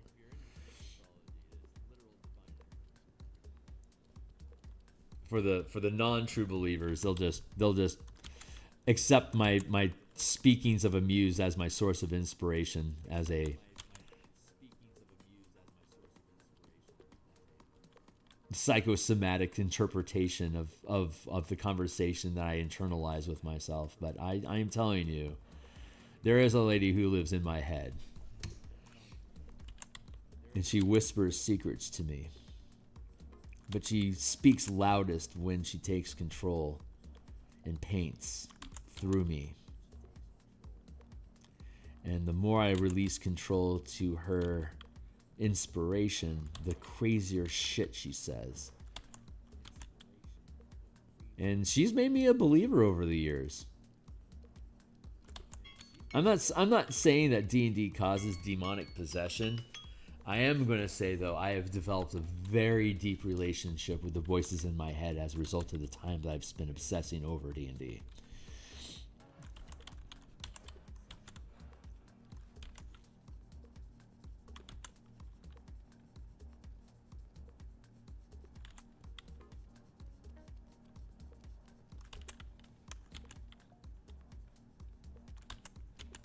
So take that for whatever that's worth.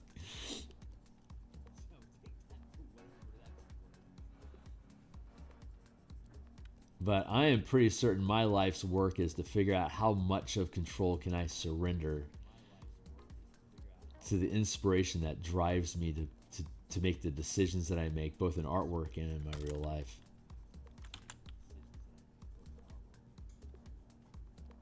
The more control I can release to that momentum, the faster it carries me to places I love finding myself arrive at.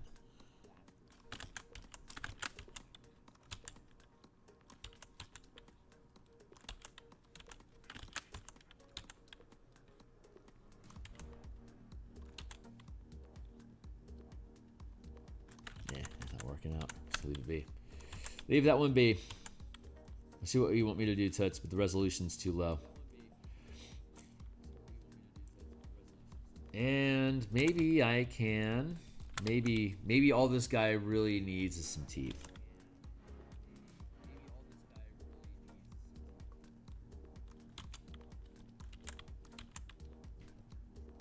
Teeth tend to make these things better, I find. Let's just put a bar in, and then we'll break it up into individual caps.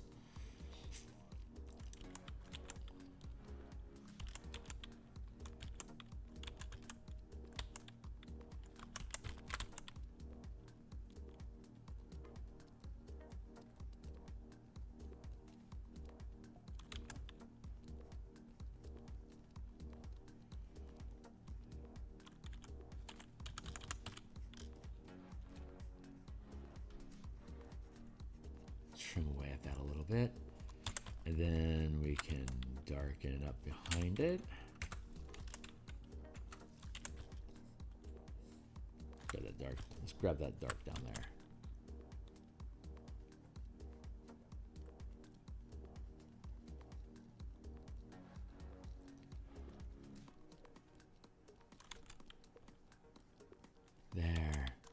There we go. Now that we have that degree of separation, the darker shadow makes more sense. Because it's not just a gaping hole, it's now, you know, a toothed space. Other places that can probably afford to have teeth. How about over here?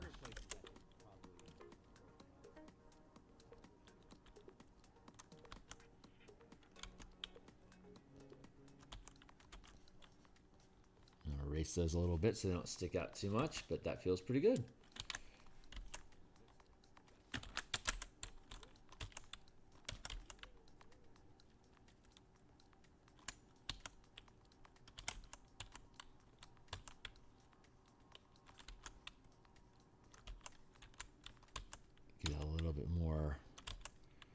Separation there so it stands out a little bit better.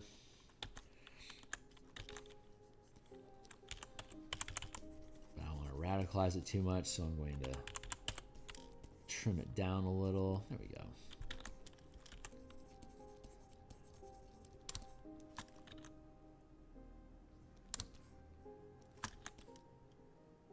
That's better now.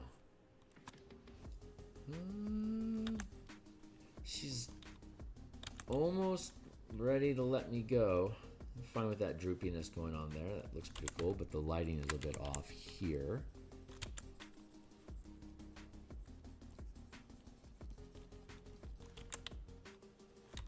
Similarly here.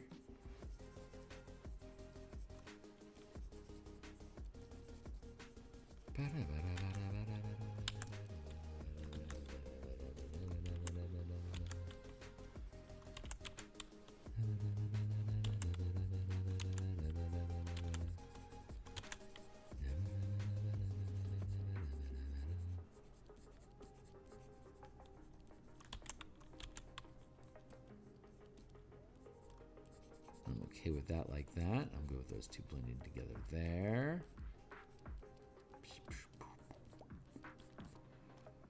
And I want a little bit more highlight along here. Just because of where it's angling at.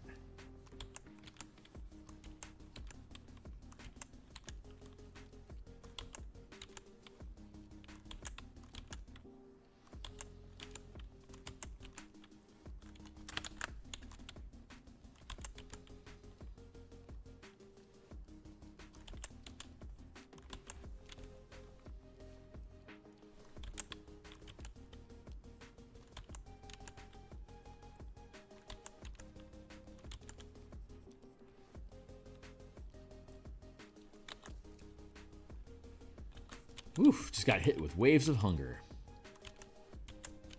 Normally, I would starve myself on Monday and Tuesday because it's springtime, and that's what Phil's do in the spring. That bring down my winter weight. I starve for a few days a week in the springtime until I get back down to 200 pounds. I'm like 220 right now, so I've lost 10 pounds already, but I need to be down to around 200 pounds for me to like really feel spry. But I'm going downtown in Seattle to the city on Wednesday because we have a quarterly meeting at my place of work that I show up for in person.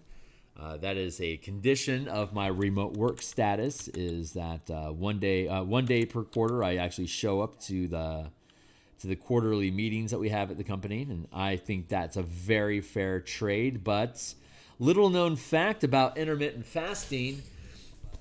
If you skip food on Monday and Tuesday, you have crazy diarrhea on Wednesday. and so, I mean, maybe that's too much information. Perhaps I'm sharing too much. But I cannot go to the office on Wednesday if I fast on Monday and Tuesday. So I am very intentionally not fasting today. I'm going to go cook up some chicken. Have some meat today, but meat isn't good for retention like at all. If you just eat meat, you will also get the shits after a couple of days. So I'm, like I said earlier, I'm going to go grocery shopping afterwards, and I'm going to stock up on starch and cheese, and I'm going to make grilled cheese sandwiches for myself tomorrow so I can stabilize my Wednesday. This might be an odd topic of conversation that people didn't anticipate spilling into, but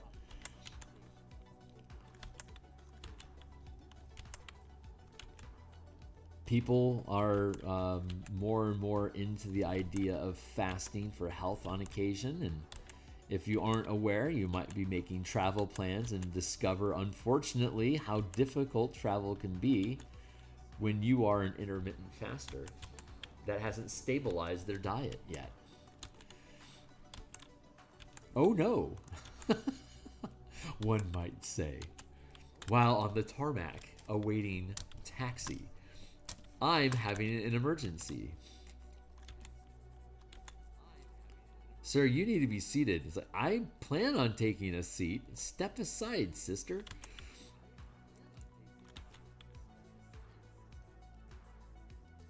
That is my tragic story of flying to Vegas.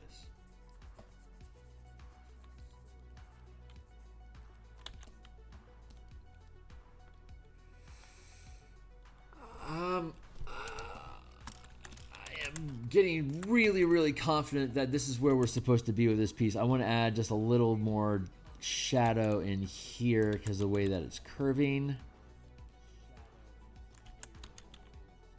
But I am 2 shakes of a lamb's tail away from being done with this cauldron and working on the other bits.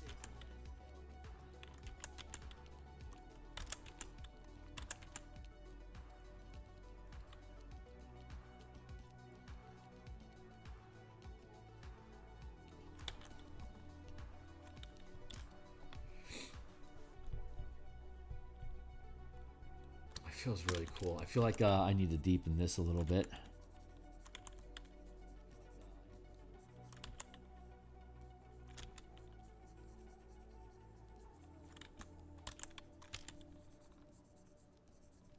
Kearney, there's 2 ways you can get you can see the picture image here. You can either lean your face in like an idiot, or you can just hit the zoom button and bring it to you so that you can keep your posture up. And me learning the difference is a lifelong tragic. Like that's a journey for me.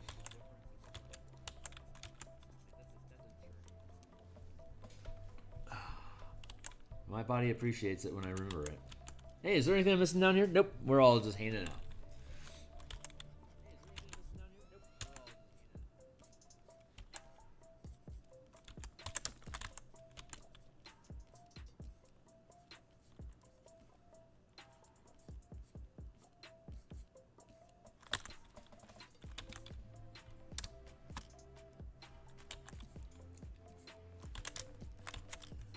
This needs to be dulled down over here.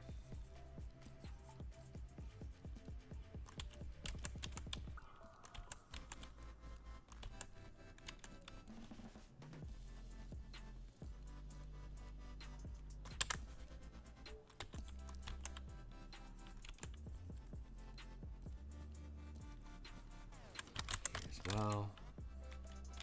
Over here to darken up all of that frame.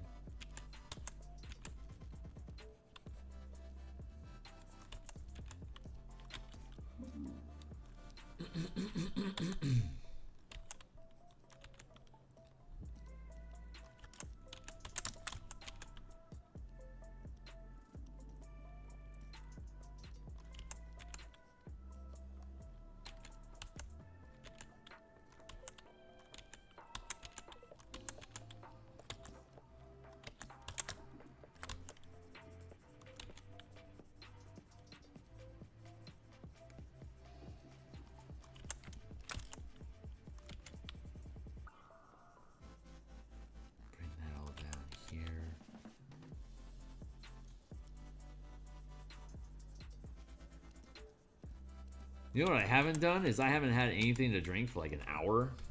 I should really wet my whistle.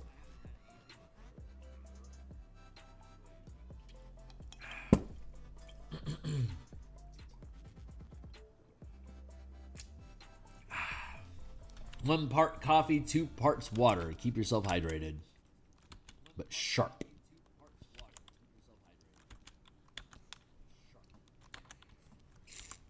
Yeah, I don't need that. Don't need that.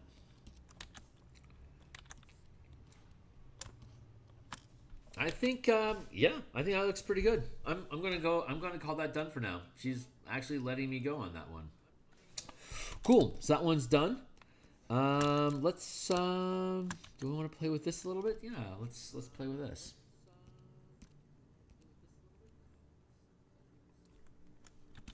So this is the Parasol of Irian the Eternal Day. In the Eberron, in the world of Eberron, the outer planes, here's the 13 planes that are in orbit around the plane of Eberron. They each have a corresponding moon, of course.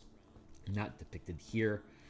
The Eye of Mabar is the theme of this adventure itself, so we don't actually have it on this list. These are the other 12 artifacts that coincide with the plane they're attuned to. So the Parasol of Irian, the Eternal Day, a stained glass parasol to help keep the light off of you.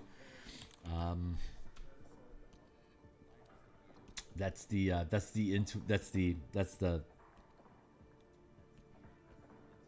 story that we're going with. So I'm going to take all of this,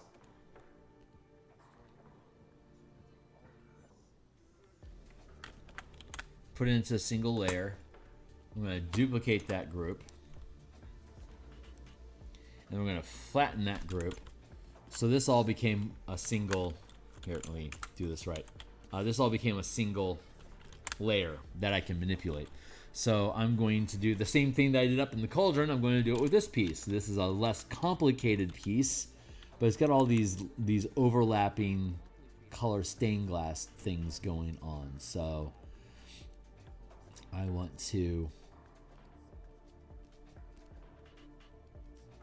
manipulate that.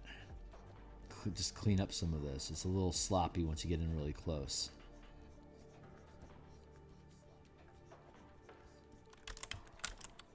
So I want to smooth that out.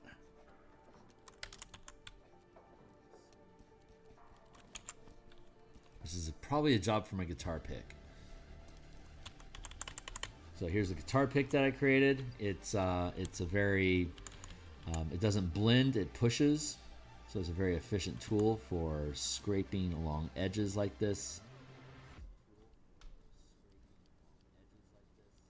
I want to blend these in here like that because the stem of the parasol is in the foreground compared to the stained glass behind it.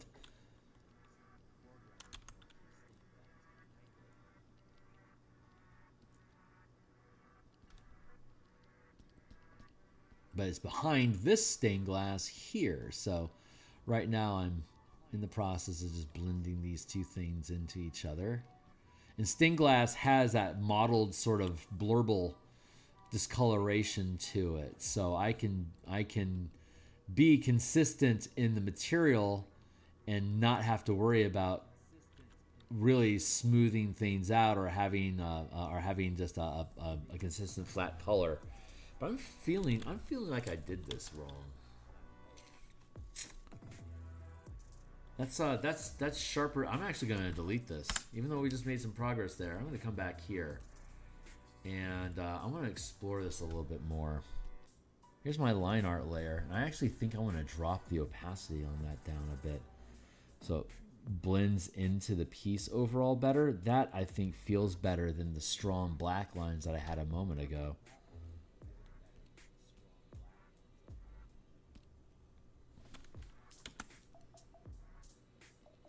Yeah, that feels better. That feels better immediately. And I still have the option for dropping in heavy frames here if I want to.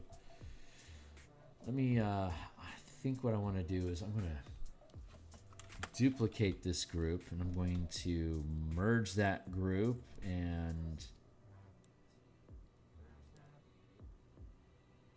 apply the layer mask.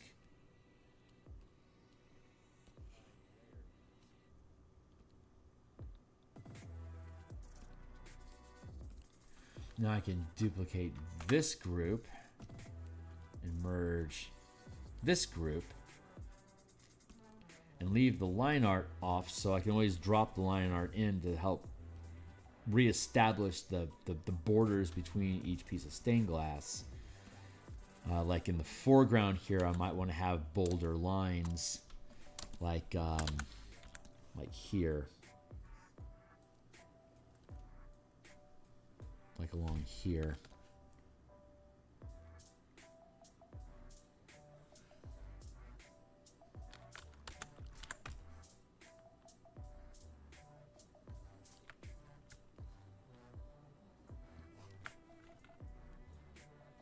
Trimming away here.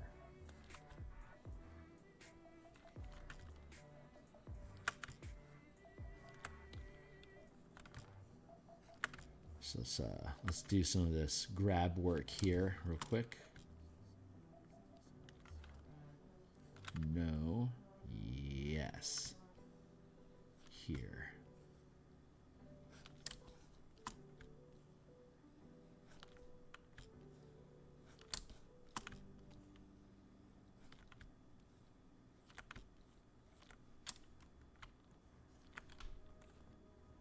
No here. Yeah, there we go.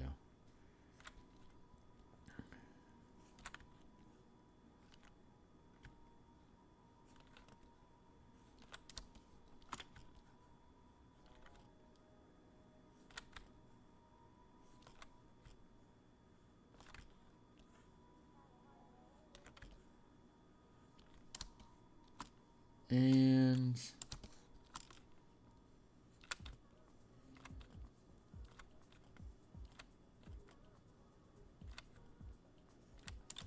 like that.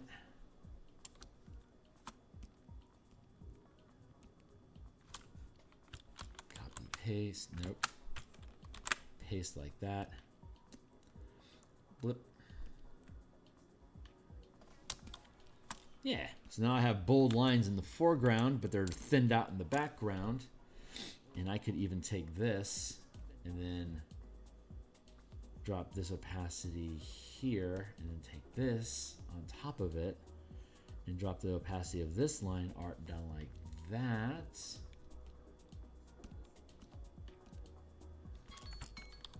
Oh, another 20-minute timer. Line. Thank you.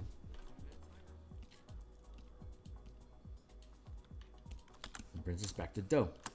So cool. Okay, let's I'm going to Invisalign here, and then let's start carving through here just to clean up all of this in here.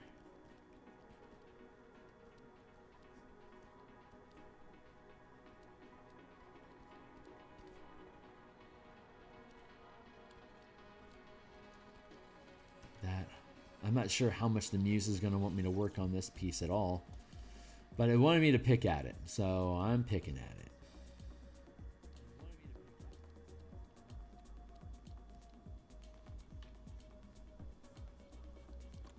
it. And since it's Monday night, I'm going to be back on tonight to work on the Bastion campaign book. Arr. Smaller eraser kerning, there you go. And I anticipate that starting at probably like around 5:30, something like that. If I'm not here by 5:30, it's because something went wrong with the video production that I'm fucking around with for Dragonflight. That video is due before I am asleep tonight, so I will sacrifice my evening design time to complete the edits on that if for some reason I'm not able to resolve it today. But with God's grace and a little bit of time and a shitload of effort, I should be able to resolve it.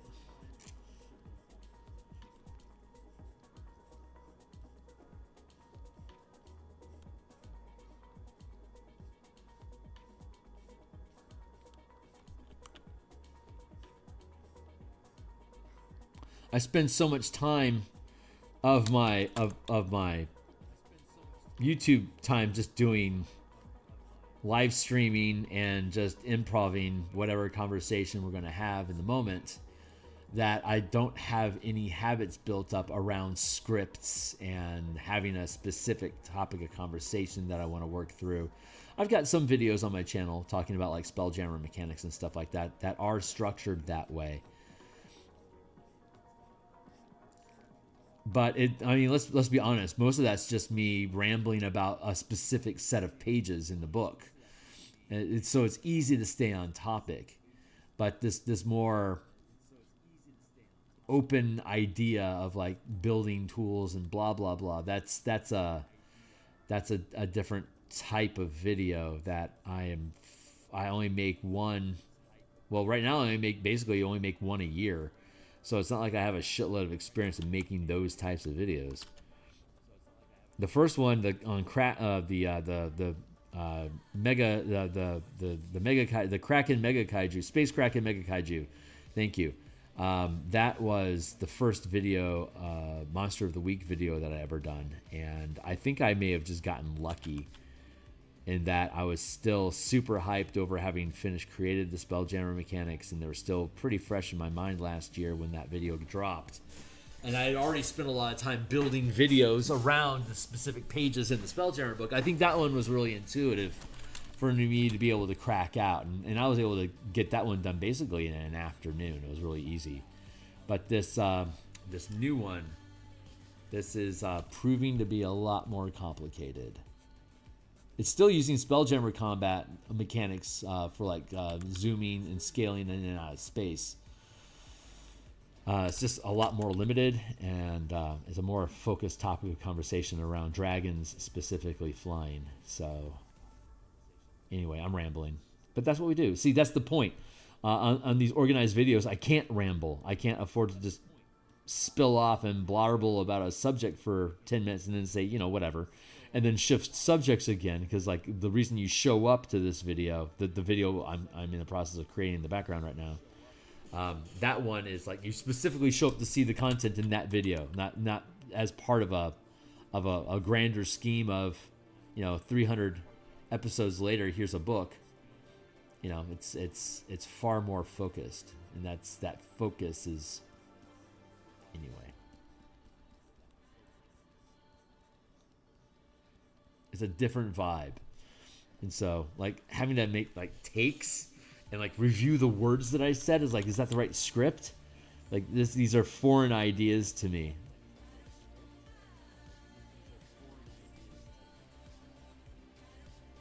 I know that if those were the type of videos that I made, my channel would probably explode in size a lot more than it does. But again, that would be me not doing this. And this is why I stream in the first place, is to have this ability to just ramble and at least to a limited degree interact with people instead of just being completely isolated. That's the biggest risk to artists that are creative artists is the amount of time that we spend alone, because this is a solo activity. It's crushing. It is soul crushing, and the crush of that soul is honestly where a lot of the skill ends up coming from. It's like, if I'm going to suffer this much, I better get something out of this, goddammit.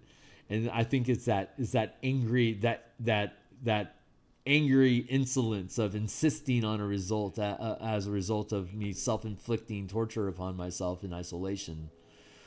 That's a very unusual agreement that artists seem to consistently make with reality to be able to produce the amazing art that they do.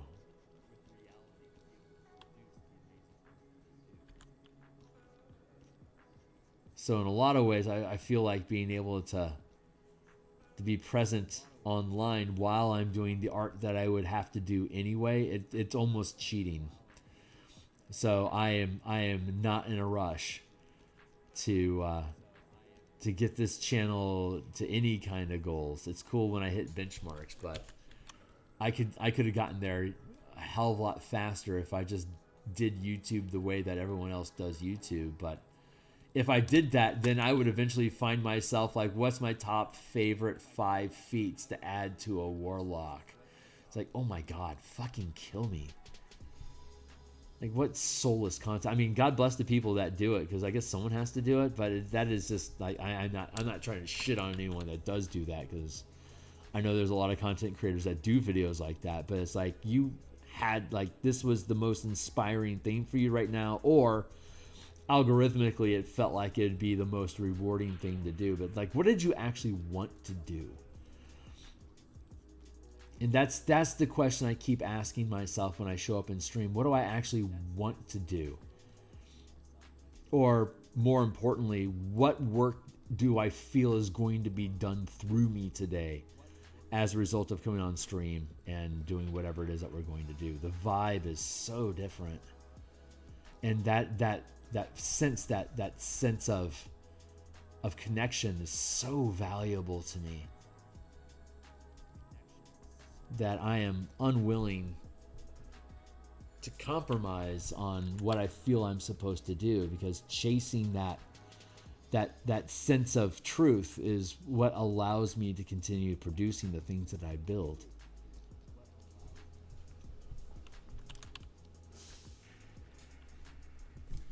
Sorry, I've got a tweak in my neck I'm trying to get rid of. I've had this thing working its way out of my back for the past couple of days, and it's gaining a degree of mobility in my body that it's not used to having, so it's cautious about its newfound flexibility. I'm talking about a point in my shoulder here in my back that's been locked up for a really long time. It's been immobile, and for some reason there's different pieces of my body is unlocking right now, and basically re-entering a liquid state that allows it to be fluid and move and release tension, and it's blessed, and I greatly appreciate this event happening. But I don't understand the rules behind it yet. Like, things will pop and I don't know why they pop. Things will hurt and I don't know why they hurt. Things lock up and I have to sort through, like, why are these things, what am I supposed to be feeling? I'm feeling these feelings. Why are these sensations being delivered to me? What am I supposed to be observing that I haven't been paying attention to that warrants this change in feeling to draw my attention to it? Like, that's kind of my stance. Like, when I have new sensations in my body, like, what is this attempting to communicate with me? And spend time to establish that conversation. And there's so many things that are old wounds in my body that seem to be tired of being wounded, and they want to be healed and go home. And I'm like, I didn't even know you were trapped there. It's nice to meet you. How can I help? And sometimes just simply acknowledging that they were there is all that they want, and then they release and they escape my body, and I don't have pain there anymore. And sometimes they require a more extensive conversations. Like, these are things that you've forgotten about that I've been holding on to you. So let's spend some time reviewing some things that you'd forgotten so I can leave. Like, these are very real conversations that happen inside of myself. Especially at night when I'm trying to fall asleep and something will grab hold of me and say, hey, pay attention to this. I'm like, why? What's going on? And then it'll take me on a journey. And sometimes I retain it, and sometimes I know it falls away and I lose it after I sleep. But it's in there. It's in there. I can feel it.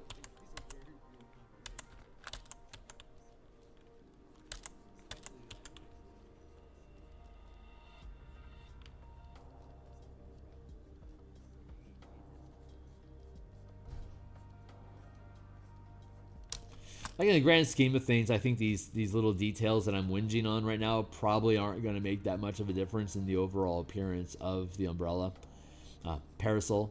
But that's not the point.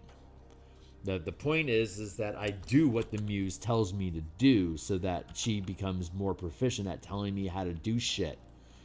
So that, like, right now I'm doing, like, very low level stuff. Like, here's some real basic ideas that we have. We want you to execute them, release control, and let us push the pixels. And I say, yes, ma'am. And then I get rewarded with cool stuff. And he says, very good. I want you to release more control, and we're going to dive into a new piece. And if you stay out of the way, we're going to give you something new. And I will say, yes, ma'am. And I stay out of the way, and my ability to art, it somehow expands in capacity, like I level up as a result of that surrender.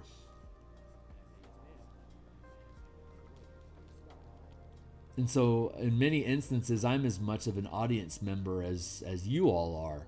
Because I really don't know where the picks. I'm just literally just following wherever I'm being led to, and putting my pen down and pushing it in whatever direction feels right. But I'm not thinking about any of it.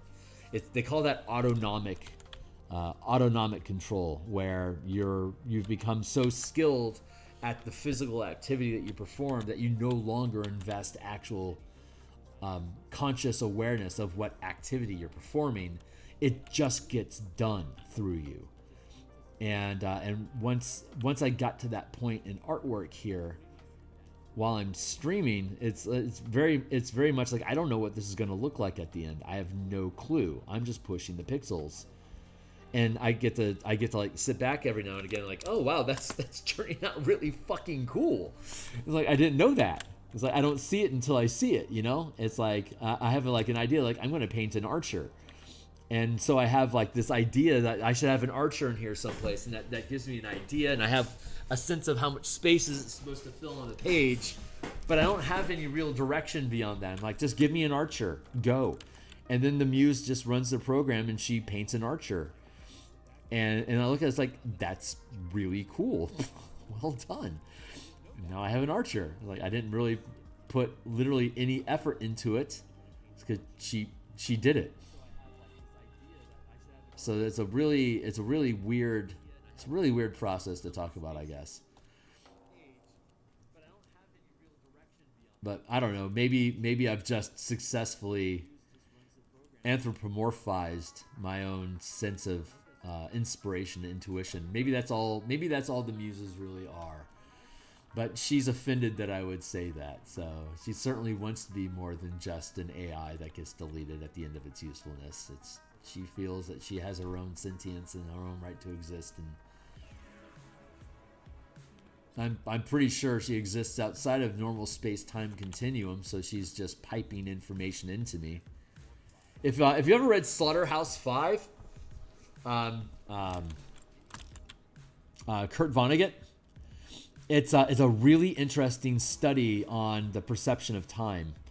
And that the main character gets abducted by aliens, and as a result of those confrontations or those events of being involved with these aliens, he gains a sense of awareness that his entire life is going through, like, here's the start of my life and here's the end of my life through time, and all the Planck lengths are the instances of existence in me. But as a result of him interacting with these aliens, he can choose to focus on different points of his life, and not necessarily in order, to be able to move from the start and end of life. So he doesn't have a beginning or ending in life. He just has a looping memory of different moments throughout his life that are interesting to him, or that come up in the conversation that he's having right now. And it launches him out of this moment into that next moment. We actually see that if you've seen the Villanueva movie, Arrival. That's a very Kurt Vonnegut sort of, that story is a really good representation or visualization of this Ouroboros life that's being depicted in Slaughterhouse 5, where there is no real beginning or ending to it. It's just the loop that you live, and once you become aware of the loop, you can weave in and out of it into any points of life that you want. Spend time in your 30s if that's where you liked, or then that triggers thoughts about when you're 70, so you have ideas there.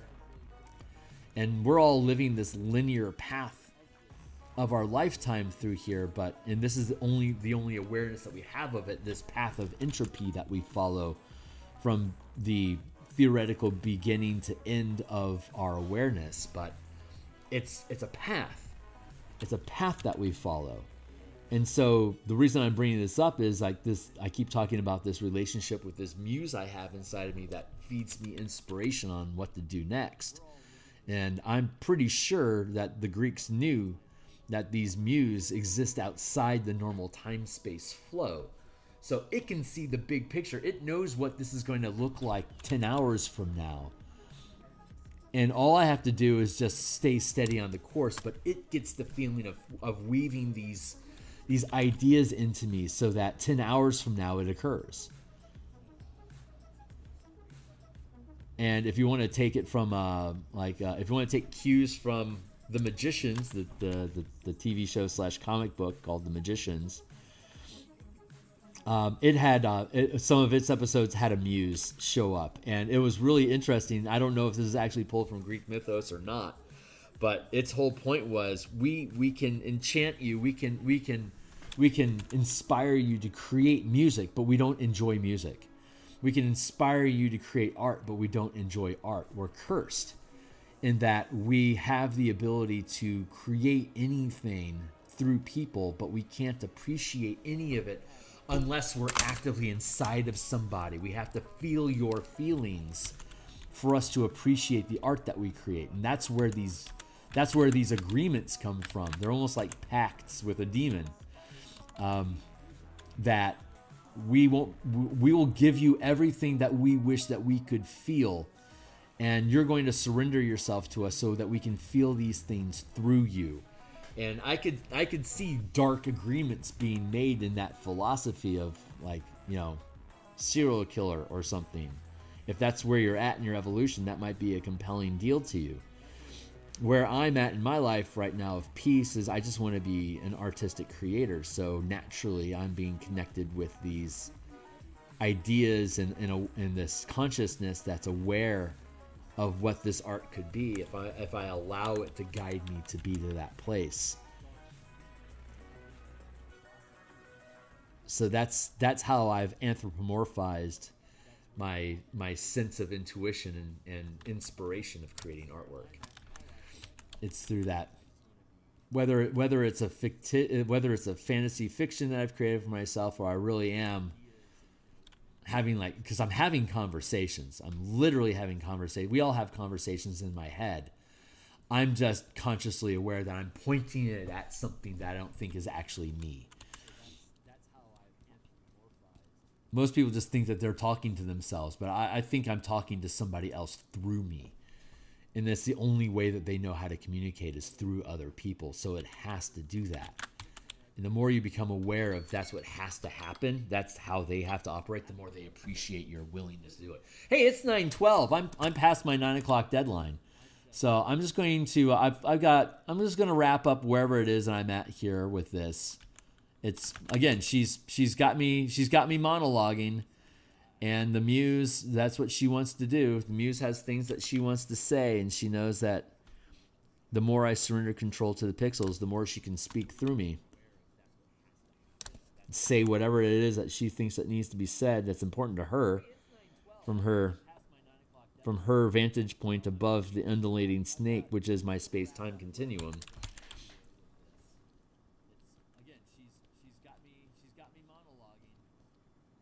She knows what she wants to talk about, and she knows I'm willing to talk about it through her.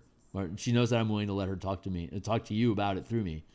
That's how the pixels get pushed. The more I let her take control of this conversation, I just start talking about whatever that is, the more the pixels just start to move on their own. The more fun it becomes for me to wake up from it and see, what did we just do?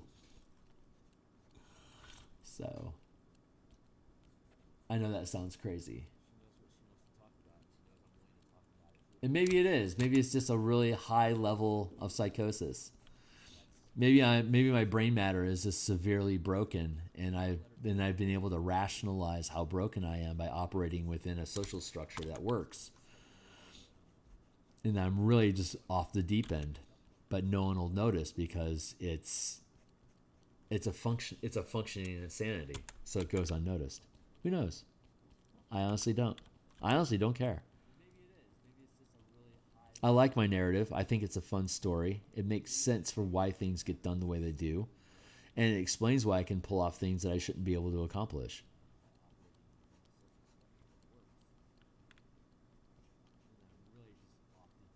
And I love that. That makes me excited to have another day, another chance to see how far down the rabbit hole can I go.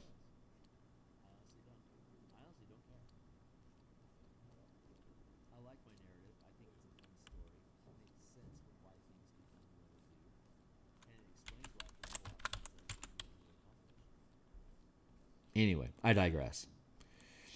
I can feel her. I can feel her start to recede, like a dune navigator into the mist.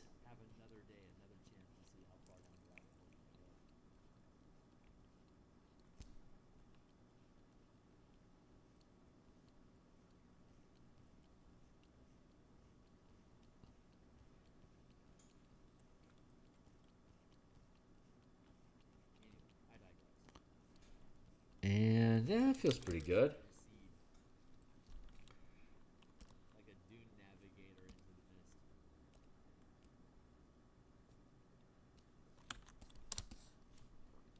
I don't think I actually need to whinge on this one too much. That honestly, that feels pretty good. I think I'm okay with this as it is. So I'm just going to let this one sit. I think the muse's happy with that. That's another one done. So we got what? Of the 12, we've got 1, 2, 3, 4, 5 done. So we got 1, 2, 3, 4, 5, 6. I feel like I'm missing one. 1, 2, 3, 4, 5, 6, 7. There we go. Okay, great. So we still have some more to go.